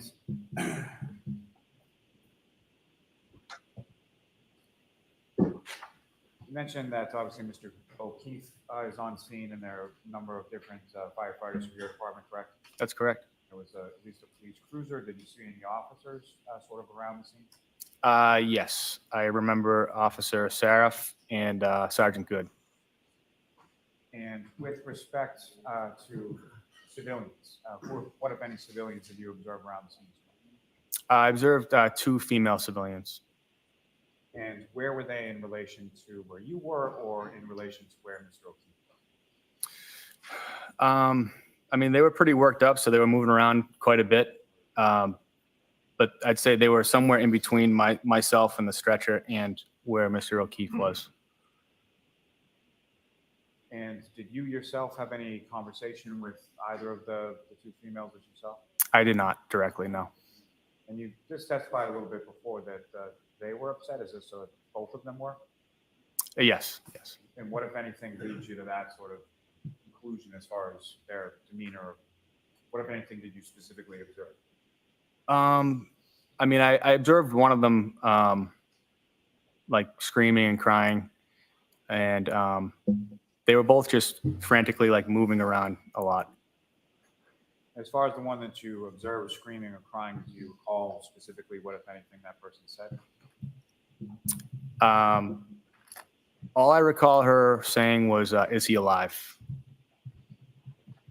Now, with respect to Mr. O'Keefe, as far as his clothes, what, if any, Is he observations alive? did you make? That's all he said?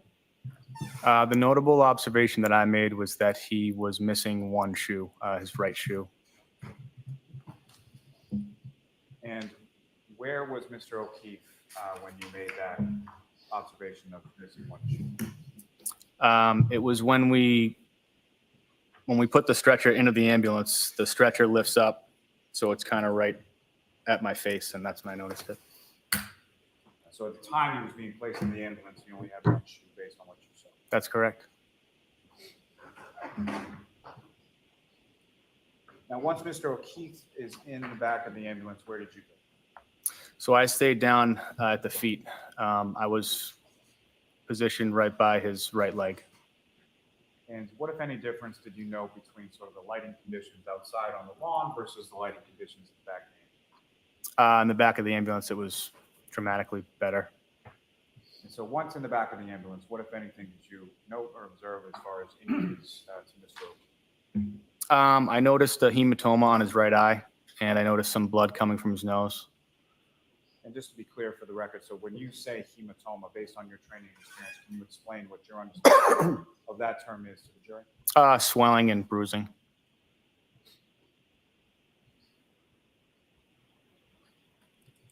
Now, at some point, with respect to the clothing that Mr. O'Keefe was wearing, what, if anything, did you or other firefighters or paramedics from your department do with reference to Mr. O'Keefe's clothing?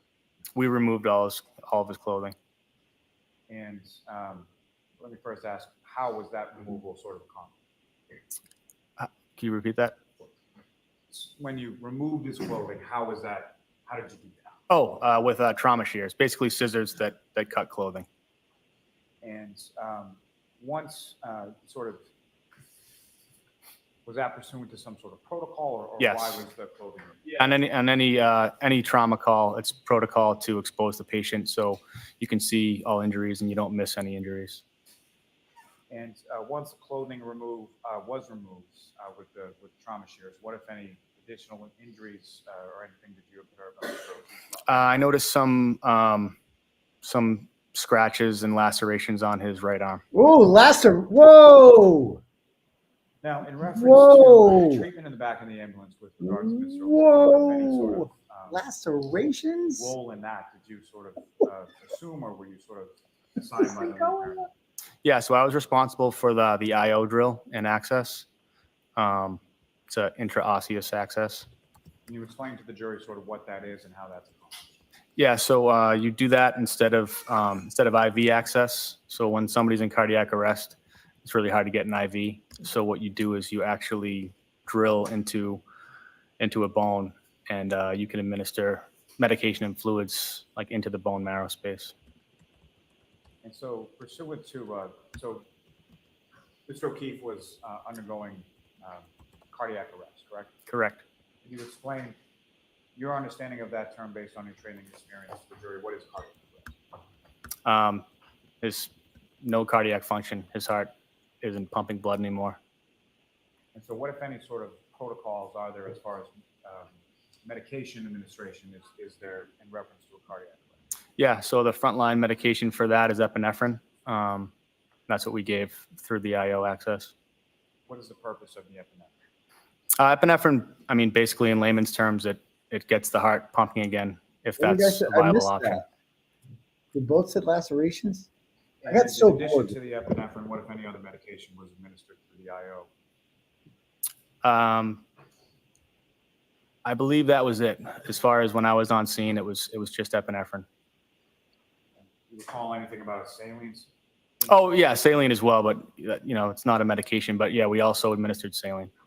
What is the purpose of the saline? Saline is just to increase blood volume. Now, as far as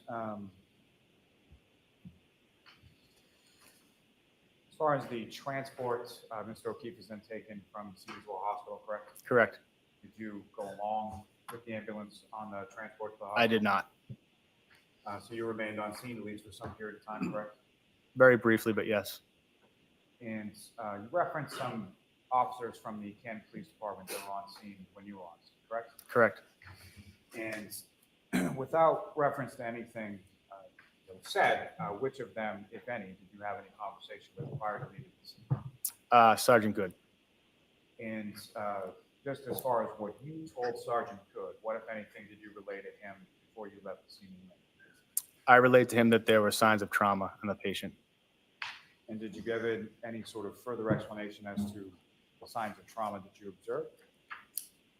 Yes, I believe I told him what I told you about the hematoma on the eye and the blood in the nose and the scratches and lacerations on the arm. So you told Sergeant Good what you've just testified to this jury that you observed? I believe so.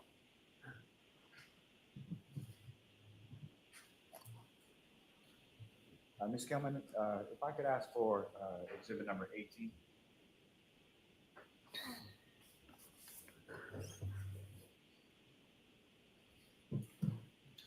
Firefighter Like, Walsh, seriously, dude. what's up on the screen is exhibit 18. Do you recognize that? Commonwealth's with it. Yes, 34 Fairview Road. Is that fair, minus whatever the weather conditions are, fair and accurate portrayal of what you observed that day at 34 Fairview? Yes. May I approach the witness just briefly? Yes.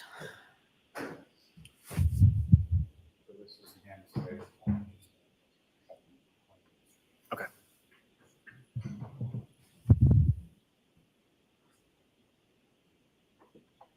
And so Firefighter Walsh, if I could ask, using Oh, that this laser fucking pointer picture to again. direct the jury's attention to where within this photograph, if you see it, that you observed Mr. O'Keefe's body when you first arrived. Right in that general area. Thanks. May I have one moment, John? Yes.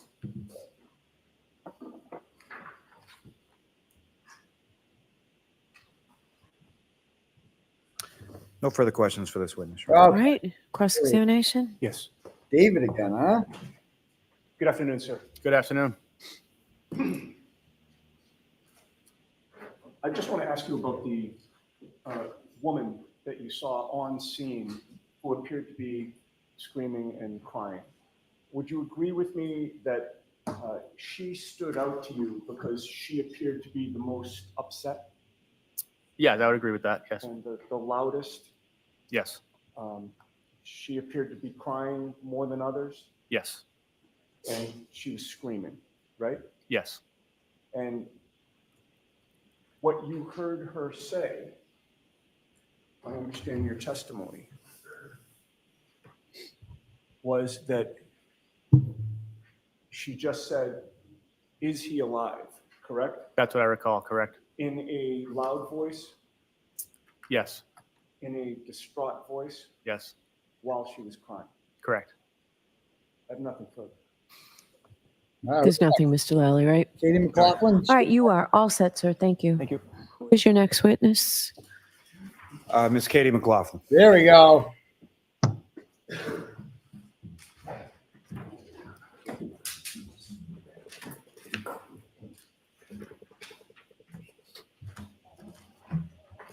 There we go. I gotta.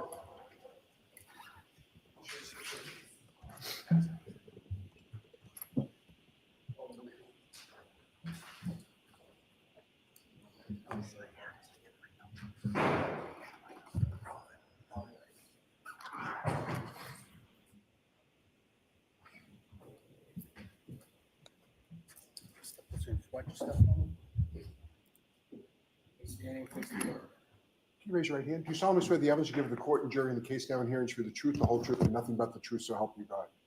Thank you. You can have a seat. I just need you to speak into that microphone nice and loud.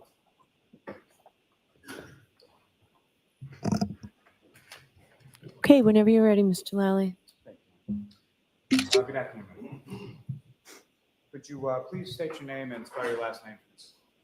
It's Katie McLaughlin, McLaughlin. And what do you do for it? I'm a firefighter paramedic for the town of Kearney. And how long have you been a firefighter paramedic in the town? Probably about 7 years at this point. And prior to working for the Kearney Fire Department, what, if any, other work did you do sort of within that general field? I worked as an EMT basic for Brewster Ambulance.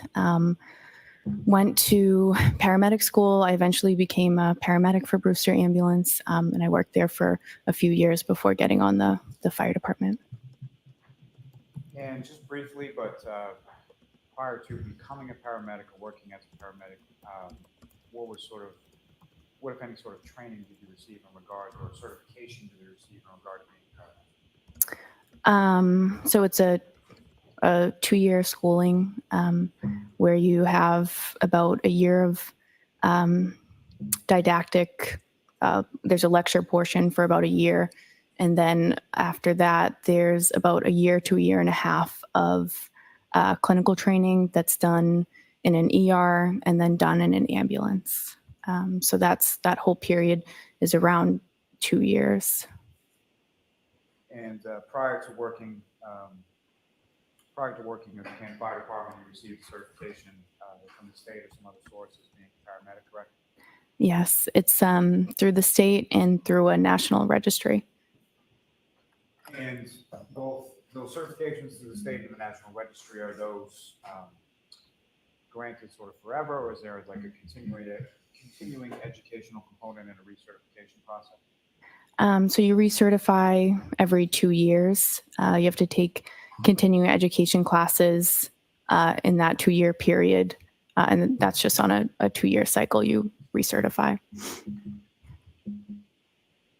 And your certification is up to date at this point, is that correct? Yes. Ma'am, if I could turn your attention to the dates of January 28, 2022 into January 29, 2022.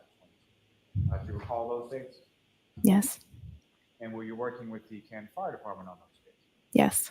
Do you recall what kind of shift you were working from the 28th to the 29th? It was just my regular 24-hour shift. And 24-hour shift in Kearney Fire is essentially 8 a.m. to 8 a.m., is that correct? Correct. And where were you sort of assigned within the town of Kearney Fire Department on that day? So I was on the engine for that shift. So I was the third person on the engine. There's an engine driver, there's an officer, and then there's a third person who's in the back. And And so your sort of role with respect to the engine, is there sort of like a name for that position? Some people call it like the back step. Yeah. And which station house were you assigned to on that engine? The Station 1, which is 99 Revere Street. And in addition to yourself, who, if anyone else, was assigned to the other sort of roles on the engine? Frank Walsh was the engine driver that day, and Greg Woodbury was the lieutenant on the engine that day. Now, turning your attention to that morning of the 29th, do you recall about what time you got up or what time you went outside that day? I think we were up maybe a little before 6 because it was snowing, and we had to like shovel the front apron. So we were up maybe 5 a.m. So when you were up around that time, around 5 a.m. and outside, you were outside shoveling, is that correct? Yep. Intermittently. Sorry? Intermittently, yeah. So during the times that you were outside shoveling, what, if anything, did you observe as far as the weather or the conditions at that point? It was snowing pretty heavily. It had been snowing. We were shoveling, and it was pretty cold and windy. And if you know around that time that you initially sort of went out for shoveling, about how much snow had accumulated at that point? I don't know how much. I mean, enough for us to shovel that front apron, but I don't know how much. Sometime shortly after 6 a.m., were you and other members of your department dispatched to a call? Yes. And where were you dispatched to, and what was that dispatch in regard? So the call came in as a man down in the snow or a man unresponsive in the snow. And the call was 434 Fairview Road. And about how long was it from the time that you sort of received that dispatch and go sort of on the engine to that residence on Fairview Road? How long? Yes. We're on the truck and going probably within a few minutes at most. And so in addition to yourself and Firefighter Walsh and Lieutenant Woodbury, what, if any, other sort of apparatus from your station was dispatched to this call? The ambulance was dispatched as well, and I believe the command car 5, also was dispatched to the call. And as far as car 5, if you recall, who was in car 5? At the time, Captain Robery. And with respect to the ambulance, if you know who, if anyone, was assigned to the ambulance and went with the ambulance that day? Firefighter Kelly and Firefighter Flematti were on that ambulance.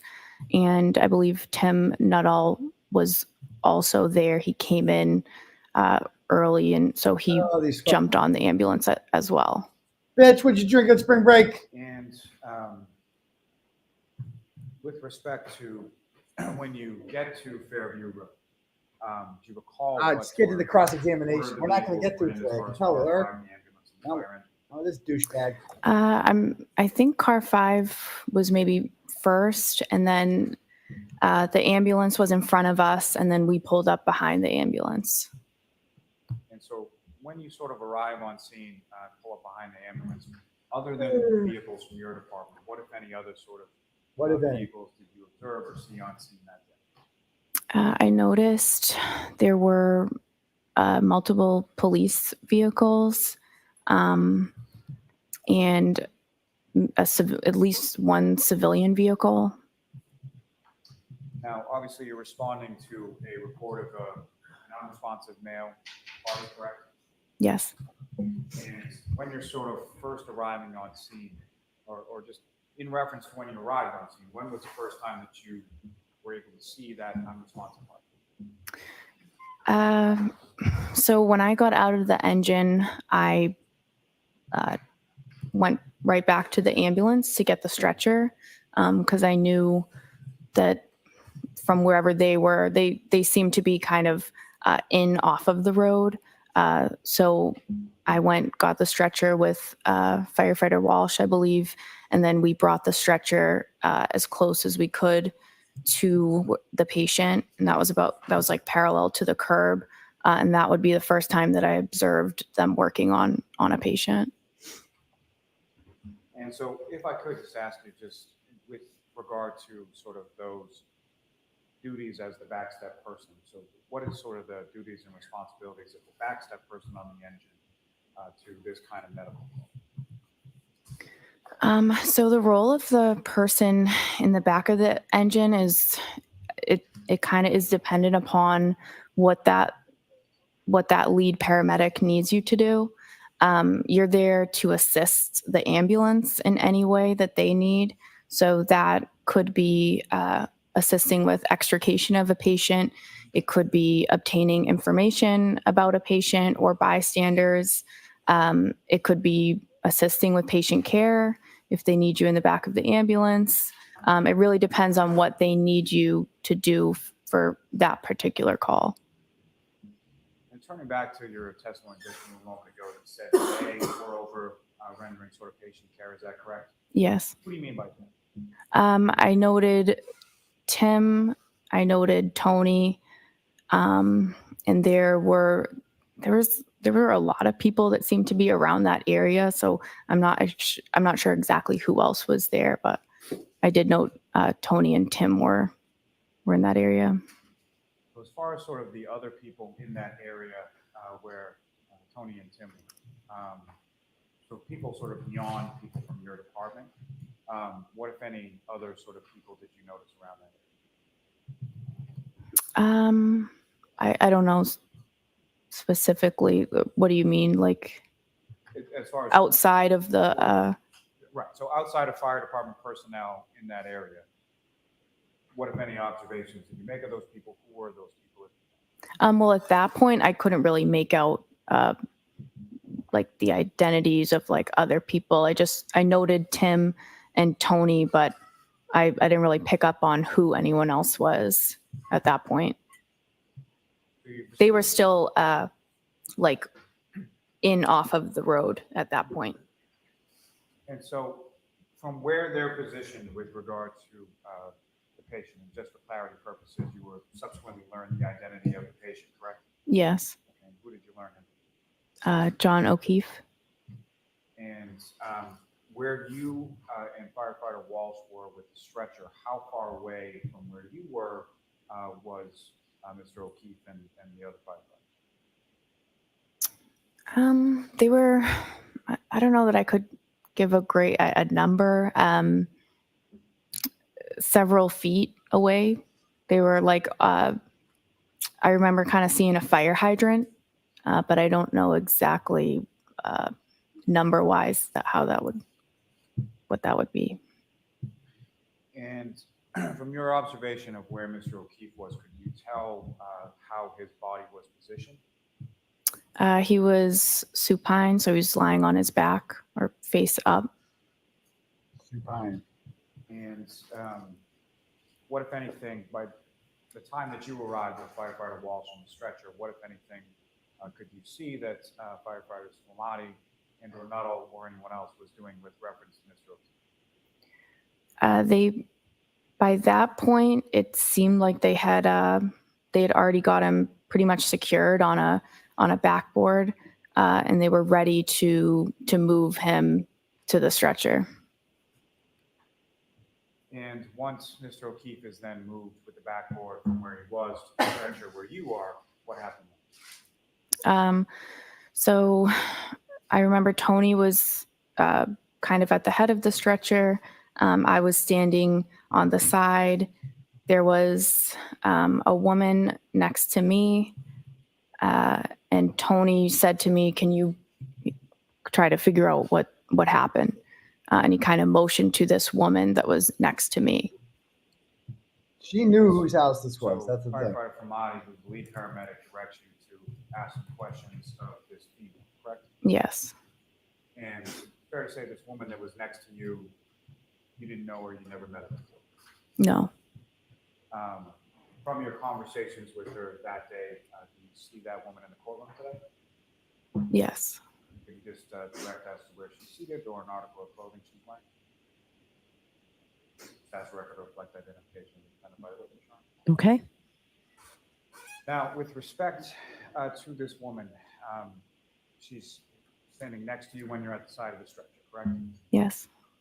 And what, if any, observations did you sort of initially make as far as her demeanor, or how was she sort of acting when you first started to engage? She seemed very upset. Very upset. And when you say she seemed very upset, what about her did you observe that made you say that? Just her facial expressions. She was just visibly distraught. And so, as far as your questions, what type of questions are you asking, or what type of information are you looking for from this person? So just basic demographic info, who the patient is, his name, his date of birth. And then as far as any more questioning, you're trying to gather information that would basically help explain how this person ended up in the scenario that they're in. So did he have any medical problems? Does he take any medications daily? Does he have any allergies to medications? I was asking those questions. And as you're asking those questions, what, if anything, is the defendant doing while you're asking those questions? She answered who the patient was, his birthday. I think she answered maybe some of those initial medical questions that I asked. But as I said, she's very distraught. She was kind of moving around the scene a little bit. So I was just kind of following her. And then we came to a stop at one point, and I continued to ask I asked one more question. What was that one more question? So at that point, I asked her if there had been any significant trauma that happened before this. What, if anything, did she say? So she said, I hit him. She repeated it. There was a woman standing across from her who I believe at that point said, you're hysterical. You need to calm down. You're hysterical. She repeated, I hit him. And there was a police officer who was in that vicinity kind of with us. Oh, but who replied, you what? What? She repeated it one more time.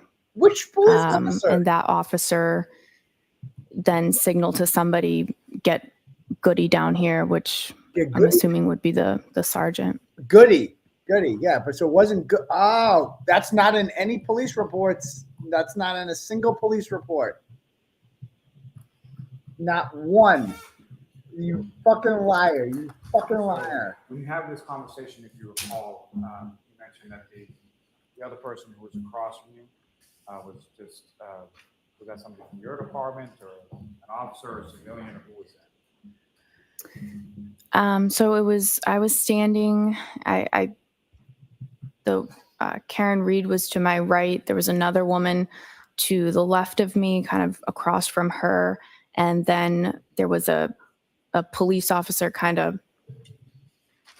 not directly across from me, but within the same kind of area that was more closer to Karen, I would say. Do you know who that officer was? I don't. Do you know who the female or civilian person that was across from you? Do you know what that person's name is? No. And with respect to when Ms. Reed said this repeatedly, I hit it. Can you describe for the jury sort of the tonality of that? How did she seem? She was very, very upset. She seemed hysterical, I would even say. Just very upset. But once you received that information, did you follow up with any other questions to Ms. Reed at that point? At that point, I did not. I have to drive the ambulance, so it's a time-sensitive situation. So I knew I had to drive the ambulance. It was said in the presence of the police officer, so I felt like that was the appropriate, that information was appropriately transferred, and I just felt based on her demeanor, I don't think it would have been productive for me to continue to ask her questions at that point. Liar. Liar. And so after asking and receiving that answer of I hit him, where did you go? So I went to the ambulance. And in reference to the ambulance, did you go to the back of the ambulance, the front of the ambulance? Where did you go? So I went to the back of the ambulance where the patient care was happening. And as far as the information that you had received from the defendant, did you relay that information to any of the other firefighters from your department in the back of the ambulance? I did. Oh, really? Oh. Do you recall who was there in the back of the ambulance when you relayed that? Tony was there, Tim. So she's I see. I think maybe Firefighter Kelly. Immediately she gets it in their Firefighter heads. Walsh maybe might have been in there at that point. She said, I hit him. Immediately gets it in their heads. She starts telling this Now, story. As far as when you get to the back of the ambulance, what, if anything, did you do with reference to assist or help as far as patient care with regard to Mr. O'Keefe? I didn't assist or partake in any patient care. Now, prior to putting Mr. O'Keefe into the back of the ambulance and prior to your conversation with the defendant, what, if any, observations had you made during the brief time that you were on the side of the stretcher of Mr. O'Keefe and any injuries you observed?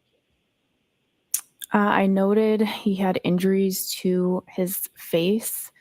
I noticed some blood from his nose, from his mouth, and most notably, he had some swelling to his eyes, mostly the right eye, and a laceration above the right eye. And same as far as when you went to the back of the ambulance to relay the information that you have been asked to obtain. What, if any, injuries did you observe of Mr. O'Keefe once he was in the back? Oh, I'm sorry. I observed those injuries in the back of the ambulance. I didn't observe those injuries while he was out on the stretcher. I didn't get a good look at him. You really hadn't got a good look until you Right. went back. Right. Now, as far as you indicated, you drove the ambulance from Fairview. Where did you go to? Good Samaritan Hospital. And as you were driving that We'll go tomorrow. along the roads from Canton to Brockton, what, if anything, did you note as far as visibility, road conditions, things? There was poor visibility. The roads weren't plowed yet, so it took probably longer than usual based on the conditions.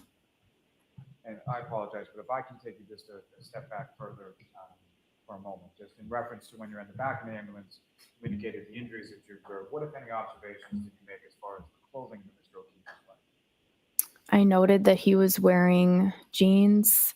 I noticed a lighter, like a black zip-up jacket or sweatshirt. It was like a lighter jacket. I noticed he had one sneaker on, and that was it. Do you recall which foot the sneaker was on? I don't. All right, could I see counsel for a second, please? Bruh. I mean, this chick is a well-rehearsed liar. I swear to God, these people are all just, oh my God. She said, I hit him. And she said that Karen Reed also said this, like, while a cop was right next to him. Again, I want to replay that part if I can.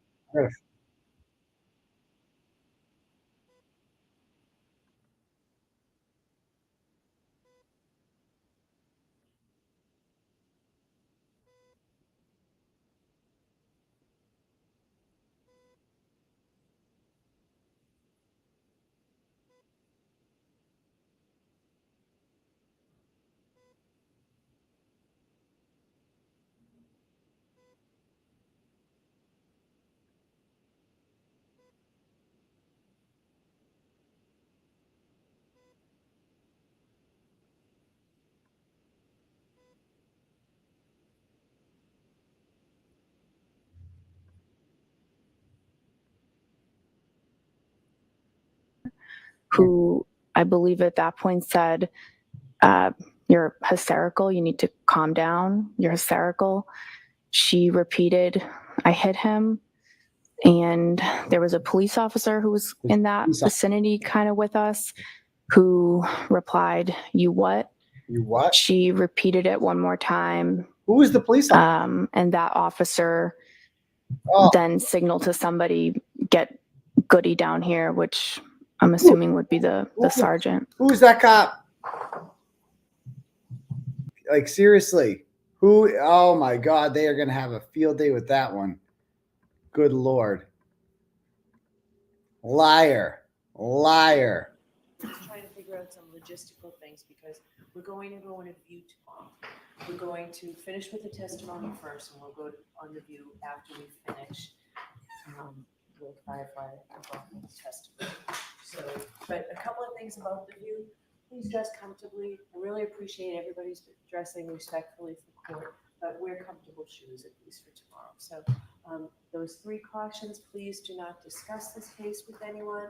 Don't do any independent research or investigation into the case.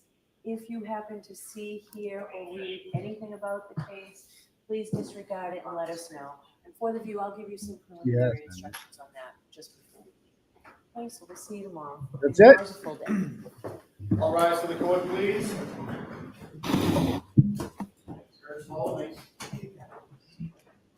Wow. Check out some other streams.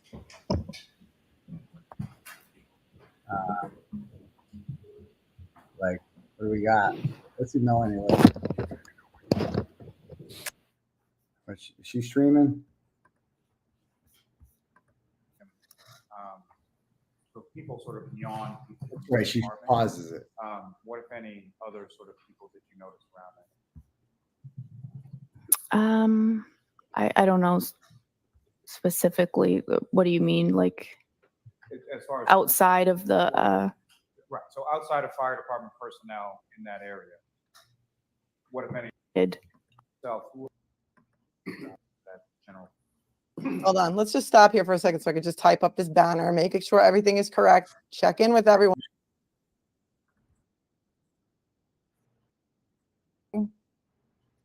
By the way, let me read it. If we have any more turtle chats here, let me just check. I got a couple turtle chats to read. The first is from Michelle. Sends $10. Says, "Is there an actual police interview of Karen? I can't remember even seeing one. Not to my knowledge. All we've seen is that video inside the Milton State Police Barracks where she's just like, we're all in on the joke, right? Like my taillight's cracking. John's face is pulverized. That's what she said. So not to my knowledge. Thank you. $5 from Samantha. It says, are there any Free Karen Read supporters or peaceful protesting outside the courthouse? Every day court is in session. Yeah, every day. I was down there this morning. I'll probably be down there again tomorrow. And then that's it. So they are there every day. But all right, cool. Anybody, do we have any whatchamacallits here? Cash apps? I don't think so. Okay. I want to miss anyone. All right, cool. So kind of a boring day. I don't know how you all feel about that, but we'll review some of it. Katie McLaughlin's a liar, man. And you heard it here from her. She said that she went into the ambulance and she starts telling him what she had just heard, which was her saying, I hit him, except that couldn't have possibly happened because none of the police officers heard it. It's not in any of their reports. So that seems odd. That seems very odd. So they're gonna have. I don't know what the deal is tomorrow. They're going to Fairview Road tomorrow, but I can't imagine it takes all day. They'll see it, and then you would assume they come back. Let's go to 𝗕𝗵𝗂𝗃𝗍, see what he's up to. Outside of court, man on the street. Hello.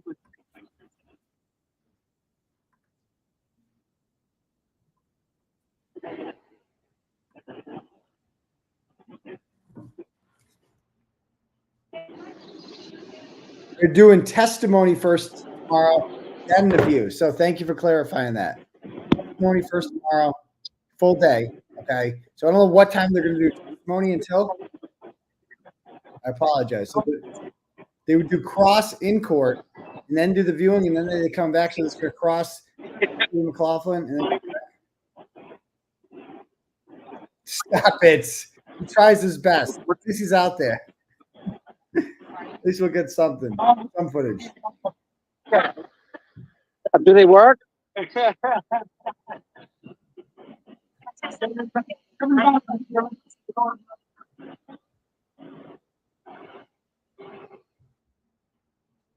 Karen's parents out there today, I see. Safety check. Good. That's interesting. That's all.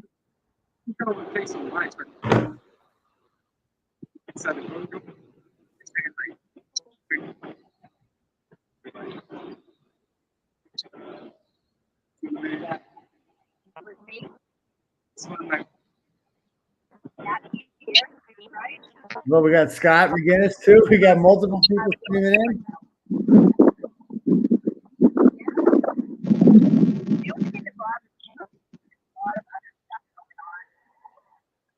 You should be allowed to see the backyard. You gotta see the bulkhead. Oh, there's idiot.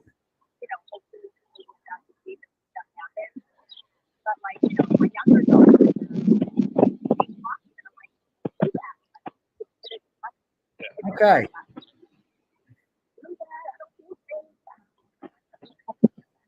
Nothing. All right. Well, I'll let you know if something comes up. Let me know if when Karen comes out or anything interesting. But what do you guys think of today? Any thoughts on today? What do people think in the chat? So Karen doesn't get to go tomorrow. I would assume the defense will go there.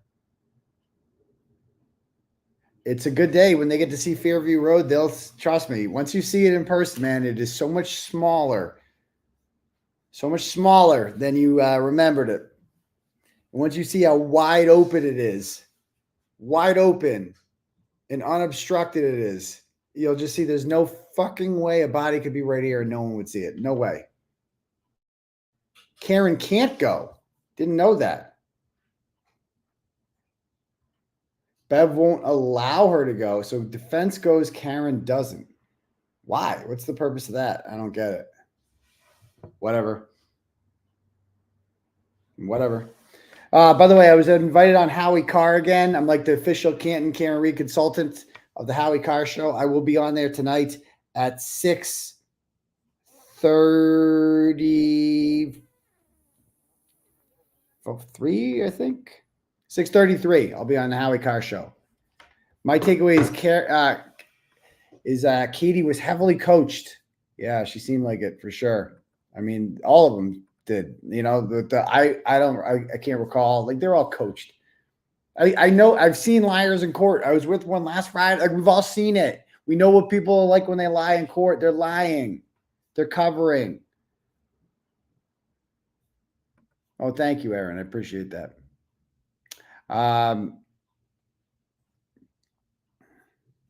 Yeah, maybe they don't want Karen to read into the, I don't know, maybe not.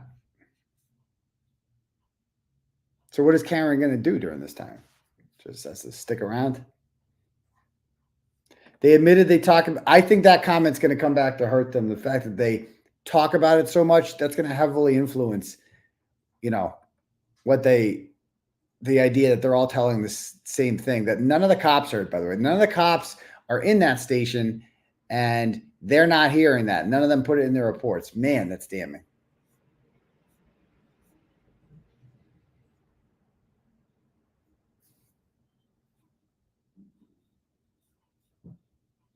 Bev ruled Karen couldn't go. I don't know. Whatever. I don't know why, but I mean, her lawyers will be there. What if she was representing herself? Could she go then?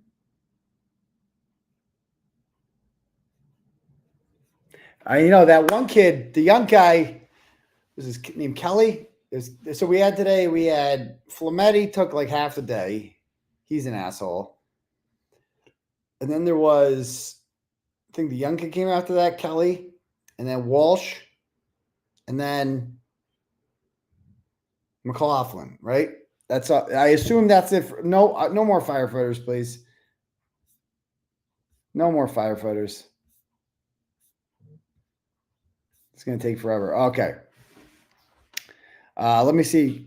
We just got a Cash App here from Alien Mermaid. Sends $5 and says, "Thank you for all you have done." Thank you. Very welcome, Alien Mermaid. Jay Norris sends $5 and says, "Did you know Charles Duty is the fire chief?" No, he was the fire chief. He was the fire chief on the day this happened. Charles Duty's daughter was also inside the house that night at some point. Probably not when John was killed, but she was inside the house at some point that night. And he is now the town administrator or whatever, the town manager, whatever the fuck he is. What's the story behind Katie? Is she a friend? Yeah. Again, let me show you this award-winning article I did on this, the Can't Cover Up Part 44. We'll just keep going back to my reporting here. Firefighter who heard Karen Reed say, I hit him, is close friends with Caitlin Albert and others inside 34 Fairview Road on the night John O'Keefe was killed. Okay. And this is the one who said, there she is right there. There's Katie McLaughlin right there. There's Caitlin Albert partying up on spring break. Here's another picture of them. There is Caitlin Albert. There is Katie McLaughlin. Okay. So they definitely know each other. She was hired by former town administrator, current town administrator, former fire chief, Charles Duty, whose daughter, Catherine Duty, was also inside the house that night and is a close friend of Caitlin Albert as well. And her name was spelt wrong in the police report, like many others were. 4 others to be exact. Okay. So she's friends with multiple people in the house, including the homeowner's daughter. She was not questioned about what happened until after Karen Reed's car was taken in as evidence and after it was reported that she had killed John O'Keefe. Her responses to police were favorable to Brian Albert by keeping suspicion off of him. She is Venmo friends with Caitlin Albert. Katie McLaughlin. Boom. All right. And she took a significant amount of time off after this. That's award-winning journalism, folks. That's award-winning journalism right there. Yeah. So there you have it, folks. I mean, who else is reporting that? Katie McLaughlin, good friends with Caitlin Albert, says that Karen Reed said something very incriminating. And if Karen Reed did it, it means Brian Albert didn't do it, right? So, that's her friend's daddy. And does she ever mention like, oh yeah, my friend lives here. This is my friend's house. Yeah, her name's Caitlin Albert. Her dad's a cop. Never comes up ever. So I can't wait for cross-examination tomorrow. Can't wait. And she also took a significant amount of time off from work after this. Did you watch hour 2 from last night? There was an old guy defending Colin Albert. Oh, so do you know who that old guy was? Oh, yeah. So there was an old guy, and they never mentioned this. 𝗀𝗄𝗄𝗄𝗄 had this video up. So is that on Court TV? Should we watch the Court TV video again? Do we have the Court TV video, or is he on there? No, I don't see that one. So I can just play it. I got it on my phone because 𝗀𝗄𝗄𝗄 had it earlier. And let me play this video for you.